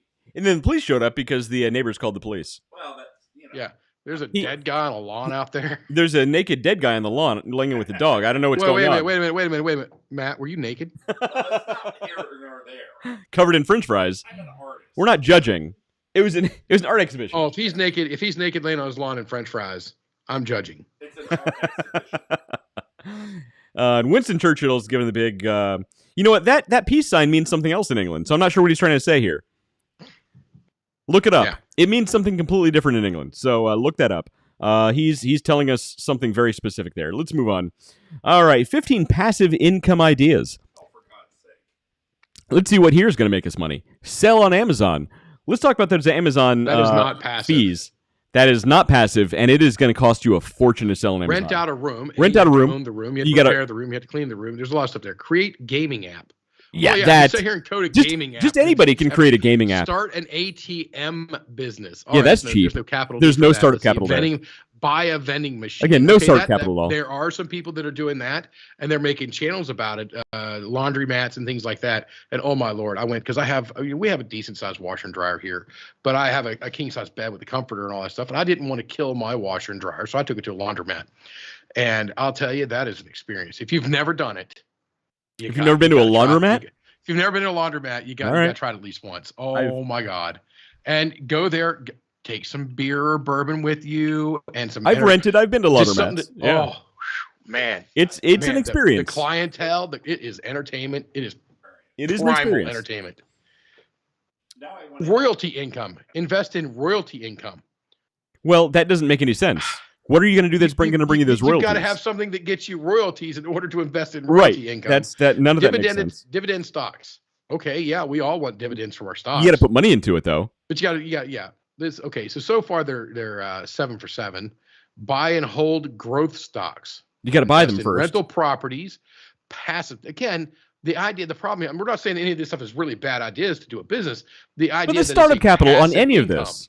Well, the startup capital on any of this is almost astronomical. Shopify store. Now, there actually is a way that you can utilize a Shopify store with some drop shipping things, but there's a lot of front end work. It's not really passive, and you still do have to manage it. It's not passive, and drop ship. Yeah. It might seem passive, but it's not. Especially with all the issues we're having with China right now. Actually, getting the products is problematic. Yeah. In addition, Shopify is really cracking down on drop shipping, so it's not nearly as easy as it was a couple of years ago. Yes, yeah. Grow your YouTube channel. All right, yeah, grow your YouTube channel. It's going to be a number of years. Effing passive. Yeah, and not passive, and it will be a number of years. Start an influencing Instagram page. Again, a number of years. It takes time. I'm going to tell you right now on number 12, just don't do that. No. Don't do that. If you say you're an influencer, you are automatically shut out of everything. Yes. Oh, I'm an influencer? Yeah, you can leave, please. Get out of here. Get out of here. Promoting products of an affiliate. Affiliate marketing, not passive. Affiliate marketing is hard and a lot of work to make very little money. You should go back to your 9-to-5 job and you're going to do better. Create your own affiliate program. Okay, well, you have to have a product and the amount of relationships that you're going to have to build there and business relationships you're going to build to create an affiliate program. Yeah. That's just huge. That's unrealistic. Save more with high yield savings. So put all your money in savings accounts. Yeah, just put it in the mattress in the back. It's cool. Terrible advice. I'm going to give them 0 for 15 on this. This is all bad.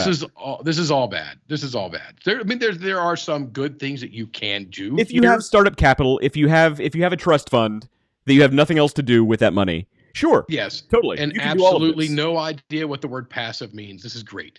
Right. Buy a 1970s van, and like deck it out with the airbrush stencil of a pirate ship on the side and run him over. I want to run him over and push him back into his mom's basement. I didn't know where he was going with it, but I don't disagree. But I'm not challenging him. I'm not disagreeing. I'm just saying I would watch that YouTube channel. Nuclear disarmament, by the way. In England, that's not what that means. Yep. That's what it says. That means piss off. Well, piss off. Yeah, go to Britain, do one of these. They'll punch you in the face. Let's see here. No, okay.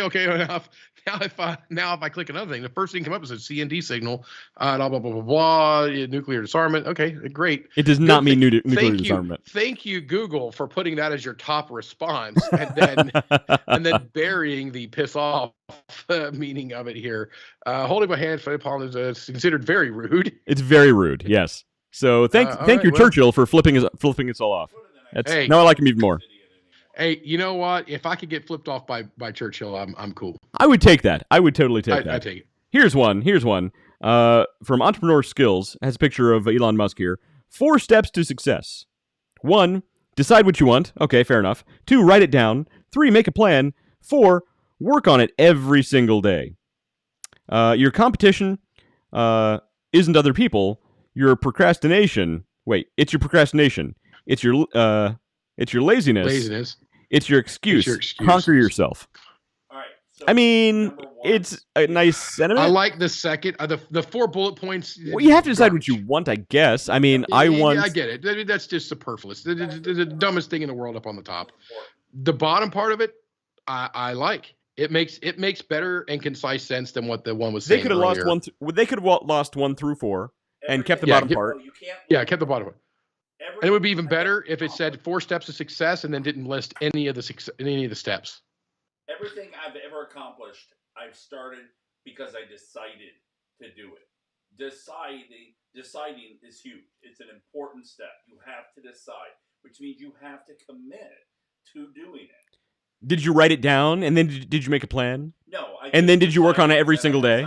Now, as then I started scrolling through Instagram and I completely lost track what I was talking about.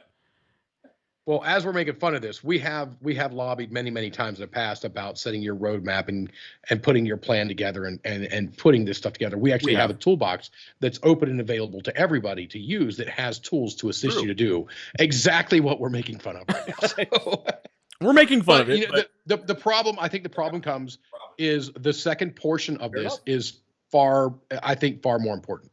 Yeah, your competition isn't other people. You're right. Yeah. Most people's competition is their laziness and their procrastination. And how you look and your terrible personality. And what was the other one from the slide Your lack of talent. Your lack of talent. So there you go. And your general personality. Yeah. Exactly. When I started my drawing class, I knew I would not be able to do it. I knew I couldn't do drawing. But I decided I would listen to that professor like it was the gospel. Mm-hmm. And I would do exactly what he told me. I just drew a freaking teapot. I drew a bunch of other stuff, but I drew a teapot, and it looks like a teapot. I'm so tickled. You know, it's not in the best in the class by any stretch, but, you know, he did this thing today where he picked 5. He said, okay, you're a gallery owner, and you got to pick 5 of the best teapots up here. Pick the 5. So he picked the 5 best. I wasn't even running. Well. And he says, now the rest of you, how do you feel by not being picked?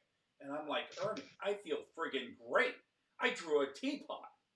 And he got it. He taught me how to draw a teapot. But before I started that class, I decided I was going to listen to that man and everything he told me. There you go. I drew a teapot. There you go. Look, your professors know what they're talking about. I'm so tickled. It's good stuff. That is not the ideals. Was it when they had the warnings? The ideas expressed are not. The ideas expressed in this video are not necessarily those of the Underdog journey. Yes, and not yeah. I am not going to go along with your professors know what they're talking about. Sometimes they know what they're talking about. I had some fair professors. Some. All right, moving on. I had an economics teacher that that he taught all of micro and macroeconomics based out of NASCAR. Everything was a NASCAR reference. Man, I struggled with that. I really struggled with that. Hold on, my wife is just sitting here staring at the window.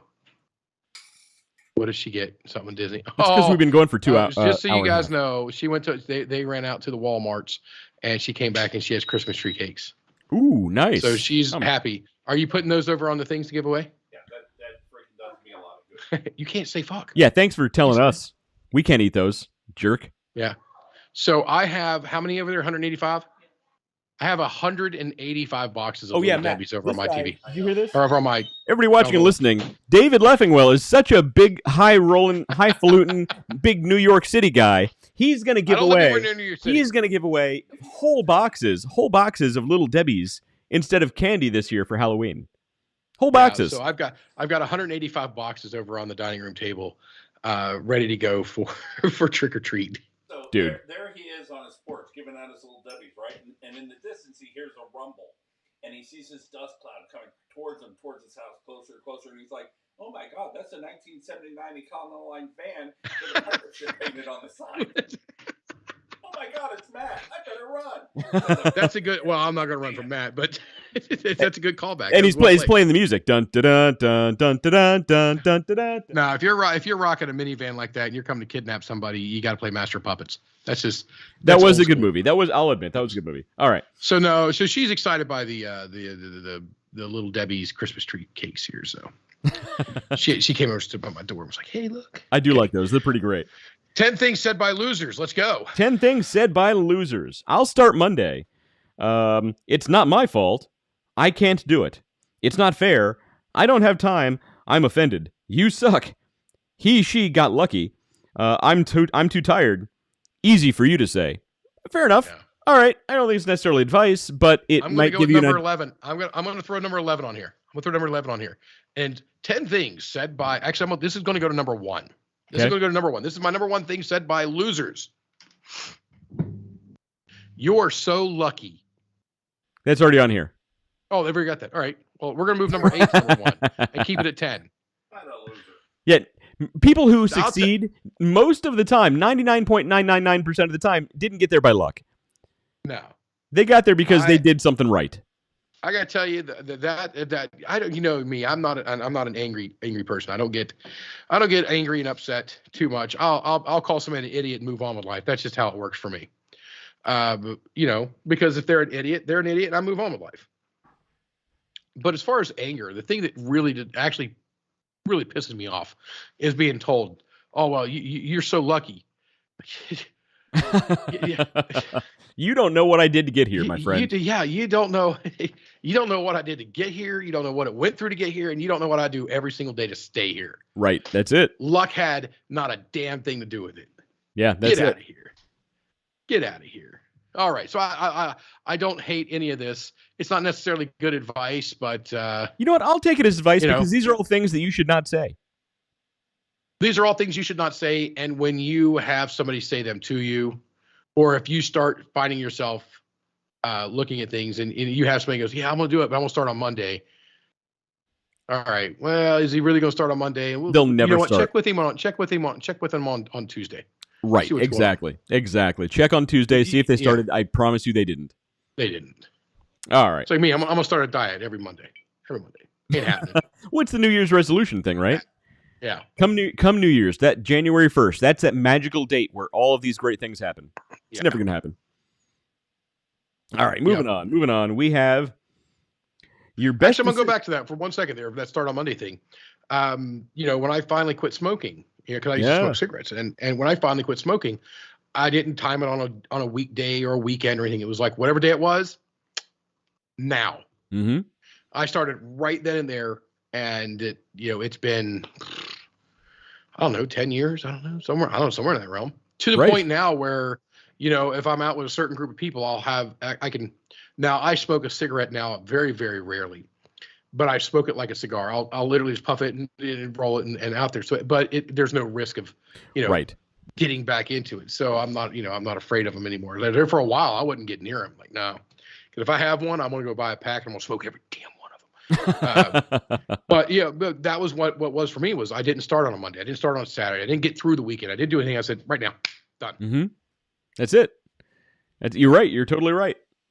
All right. So your best decisions in your 20s: find your passion, live below your means, find a mentor, invest in yourself, focus on one thing, start a business.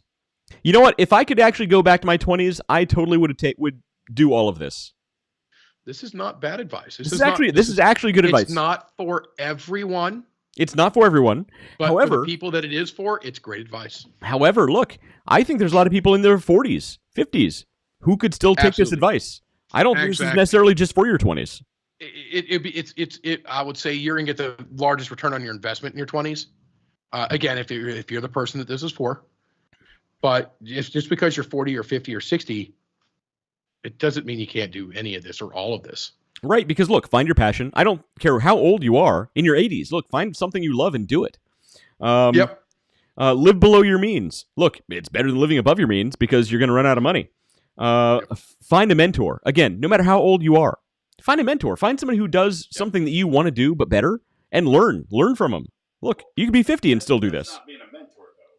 Being a mentor finding a mentor at my age, it's really hard to do.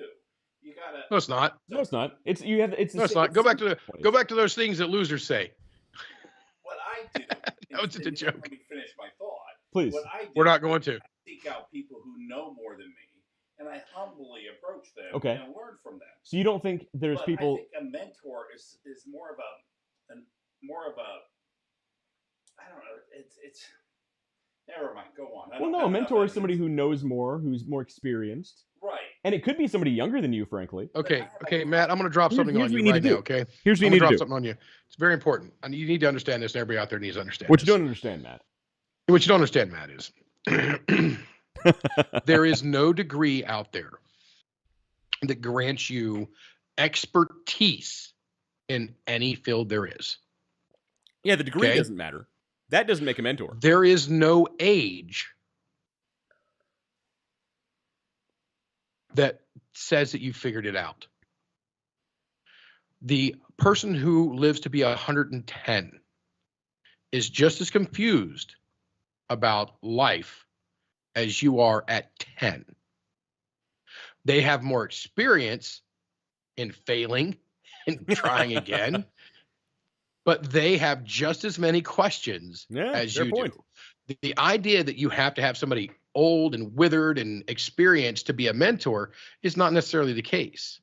You need somebody who's just you need a mentor to be there for you, not necessarily somebody who knows more than you. I think for me personally, I'm in a position now where I have a lot of people around me who are much better at photography than I am. I am sucking those people's brains dry, but they're not my mentors. Well, so here's what you should do: find a professional who's been doing this for a long time, who has the experience, who has the expertise, and find out what you can do for them. Get into that circle and learn as much as you can. And a lot of mentors aren't one-on-one learning from that person. A lot of mentors are learning from afar.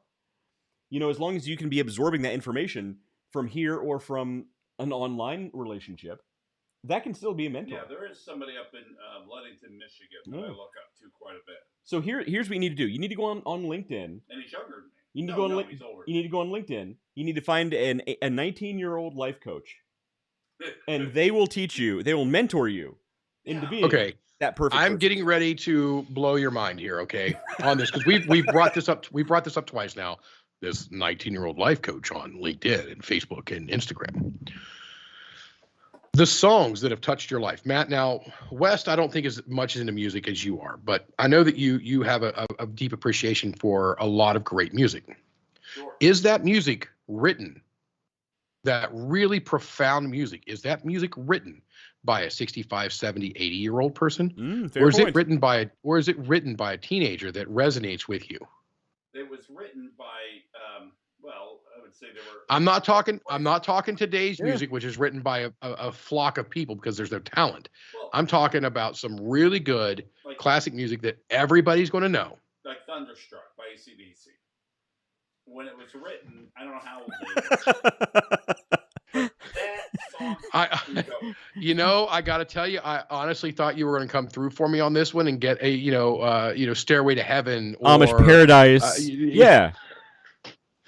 So there's actually a movie coming out about Weird Al soon, and I can't wait for it to drop. I am buying that movie the day it hits.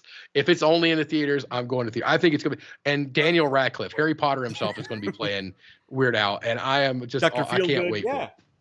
You know what? But no, there are these songs, these things. So when we think about it, it's a terrible misconception that we think that it has to be this person that has all these years of experience, and the young people don't know anything. But you know what? When you talk about the songs that really reach in and grab you by the gut and squeeze you, those aren't written by those guys. Yeah, they're probably written by. It's not written by people my age. It's written by people who are in their teens, and then coming through and into their 20s. Yeah. You might get one or two in your 30s, but after that, that's it. We're moving on to the next one. You guys want to hear the funniest moment in my life?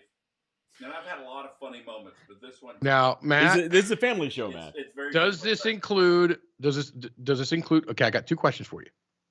Does it include Guatemala? No.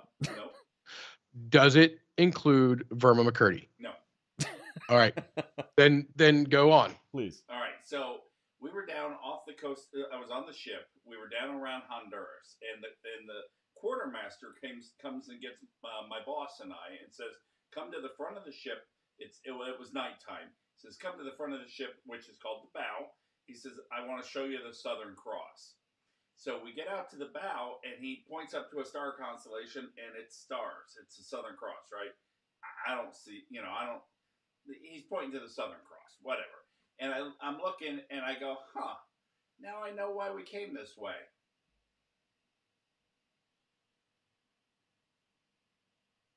You get it? From the song, The Southern Cross by Crosby, Stills, Nash.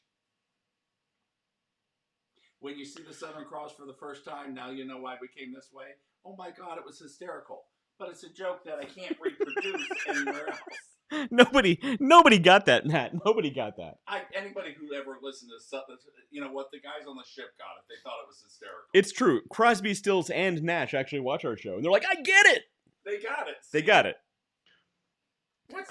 I invite Paris Hilton. I don't invite Crosby, Stills, and Nash. what? So one of them's got that crazy Not- mustache. I think I know who he's talking about, though. Simon and Garfunkel actually watch our show, and they're like, I don't get it. They're like, I didn't get it. It's a Yeah, great they'll get it. song. It's one of the. They were just sitting there in the sound of silence.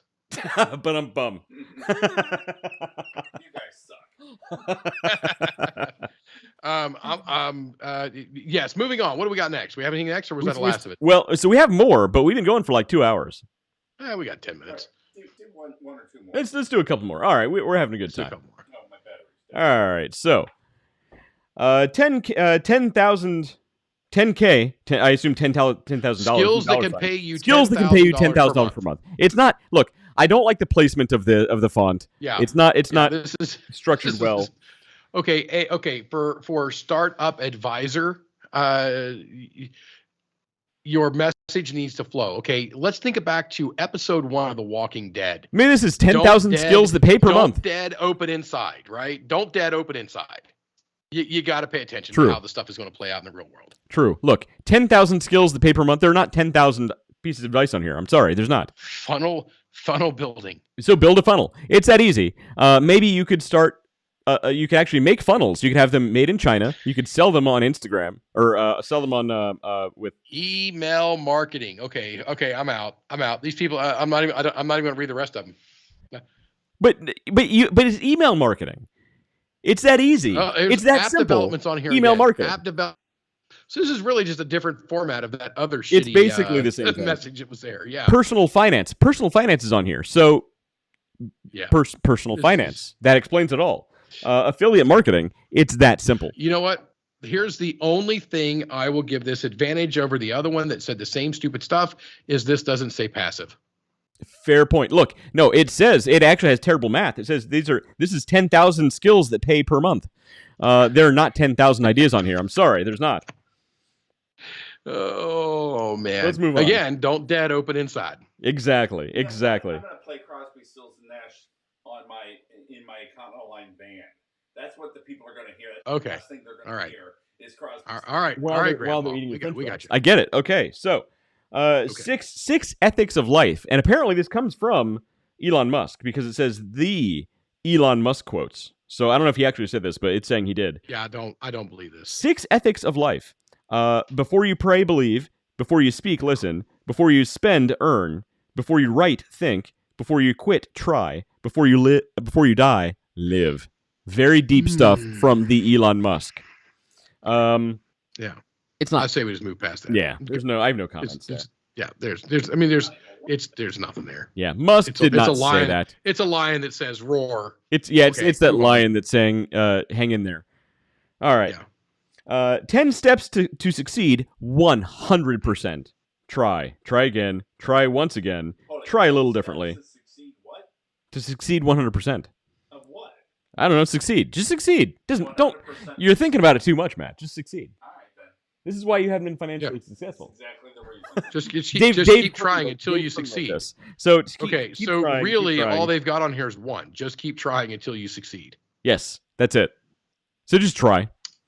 Just try. Yeah, fair enough. Look, he's And when you come not back, you'll wrong. have more experience at losing.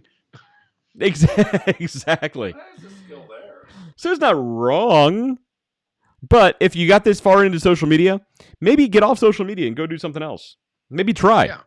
Here's something you could do that gives you $10,000 a month in passive income. Or 10,000 ideas that is really not 10,000 ideas to earn per month. Yeah, skills that can pay per month. All right, what's up next? All right. Why most people will never be rich. There's a lot here. So let's see. Believing in a 9-to-5 job is the only way in life. I think that's a fair point. Yeah. Assuming rich people just got lucky. Yeah. Making career choices based on society and your parents. Okay, fair point. Being too scared of failure to do anything. Fair enough. That's actually true. You know what? That one right there. Okay. So number 3, I want to move that up. I'm Okay. move that up number 1 because people are afraid of risking. They're afraid of being wrong. You're They're right. Afraid of failing. People are afraid of being And, embarrassed in front of their friends if they fail. Yeah. And they haven't learned the lesson at 60 that they weren't paying attention to begin with. Maybe they didn't look at this slide and they didn't keep Yes, you trying. gotta keep trying.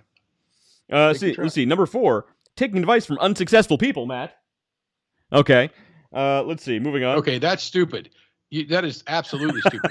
That one needs to be thrown out. That one belongs on I'm going to kick you in the knee page because just because you're taking advice from somebody who may not have succeeded doesn't mean that that advice is necessarily worthless. Right. You are still learning a whole lot. Listen to everyone. Except for that 19-year-old life coach. My failures have taught me. Unless they wrote a hit pop song. There you go. Exactly. I So know what not to do. apparently you learned not to follow the Southern Cross. Exactly. I guess. I don't know. Focusing on saving instead of earning. I mean, you got to save some. I mean, don't throw it all out with bathwater. Assuming rich people just got lucky. That goes back to your point, David. Yeah. Failing to make any investments. Look, I think you should totally invest in yourself, in your family, in your own business, in what's left of the stock market. You should invest. And in NFTs. And totally NFTs. You should buy our NFT. We're going to put out a line of NFTs. Not setting any financial goals. I think that's a big one. That's something that I wish they would actually teach in high school.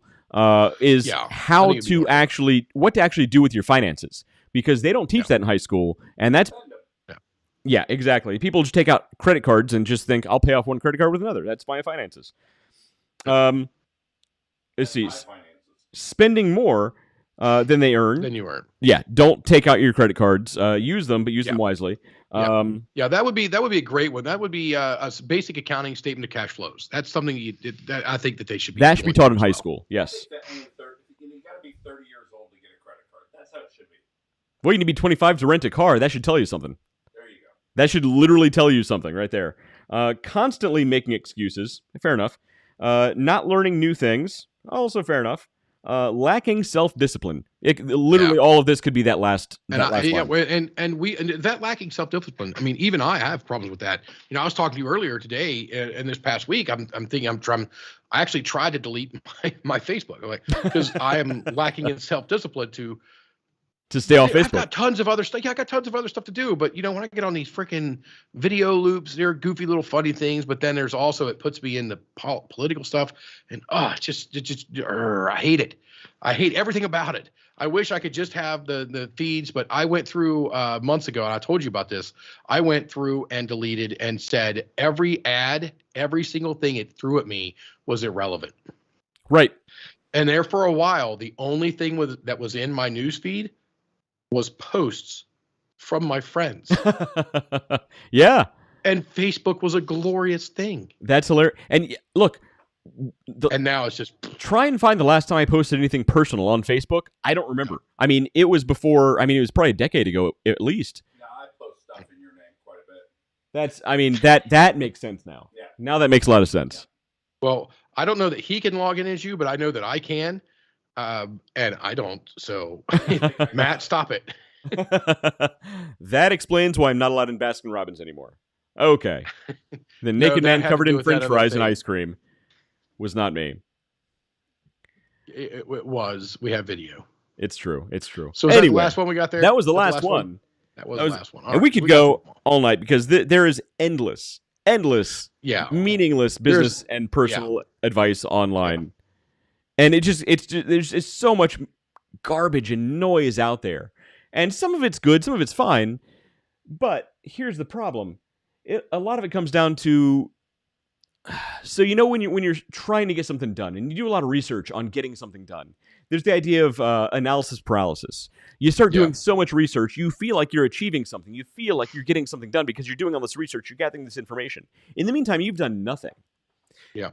You get in this rabbit hole of scrolling through all of this business advice and guru minutia that you get to a point you feel like you've achieved something. In the meantime, you've wasted hours and hours and hours of your life just reading this garbage.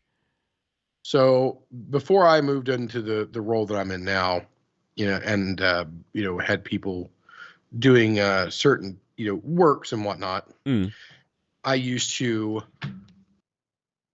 try to remind even the guy I worked for. He'd be like, "Well, the guys were all busy." I'm like, "Whoa, you got to realize there is a big difference between busy and productive. Mm-hmm. Busy does not equal productive." And the analysis paralysis, all that stuff falls into that same type of category. Is the idea that, well, I was busy all day yesterday. Well, you What'd you accomplish? Well, I got a lot. I went through a whole lot. Man, I was doing a lot, but what did you accomplish? What did you actually do? You actually accomplished I nothing. hate it when managers say, Which means But it's true, though. But it's true. what'd you accomplish? And you know what? I think everybody should ask themselves that every single day. What did I actually get done today? What did I actually do? And in a lot of cases, you'd be surprised. I watched some Netflix. I scrolled some Instagram for a while. I Dracula Untold is on Netflix now, so there's that. We all have a successful week ahead of us now. Good luck with that. If that's your thing, that would not be my first movie choice to suggest. Well, it felt the need to pop up, and I usually shut off all of the notifications. Okay. On my phone. I hate that thing. My phone makes noise. I want to throw it out. But you like Dracula Untold? No, it's just what was populated up today. Said, okay, hey, I was gonna say you should watch that's this. The one Dracula thing you pull Untold's out. now on Netflix. Yeah, no, I do not recommend watching Dracula Untold. Literally anything else with your life you should be doing than watching Dracula Untold. What's his name? Lannister. The guy who plays the old guy Lannister is the main vampire guy in that movie. Is he Dracula, but has not been told? Is it literally just Dracula walking around going, nobody told me what I'm doing? What? Nobody told me. nobody told me. What am I doing here? It's a terrible joke. But like, come on. Dracula Untold? Yes. Dracula Untold. It wouldn't kill him. It wouldn't hurt him at all. He'd turn into a bat. Silver, no chrome bumpers, all silver bumpers. See, silver bumpers, right. I think that's for a werewolf. But don't tell him. Obviously, he's untold. Right. That's how you kill him. It's unawares. Dracula unaware. He's just wandering around. I don't know. Dracula underwears. Dracula. This is all right. Now rabbit hole. Now we have devolved into time to shut her down. that's the cue. This has been AM Coast to Coast with George Norrie and Wes Carnahan. See, we could totally do an AM show. Do you think if you get a manual when you become a vampire? With all the rules, there's a lot of rules to being a vampire. I think there'd be a lot of rules. We should do a Halloween show about all the rules to being these various monsters. Yeah. Just got turned into a vampire. Welcome to the club. You're a vampire. Yeah. Here's your manual. Nobody told you you can't go sunbathing anymore. It's a whole thing. Nobody says the hard way. What if you're Italian and you love garlic on your food? Yeah. So what you're looking for is the handbook for the recently deceased from Beetlejuice. I think you mean recently for diseased. The various monsters. I think you mean recently diseased. Why?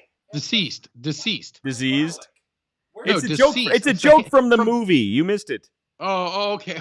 Yes, I'm sorry, I did. Right over.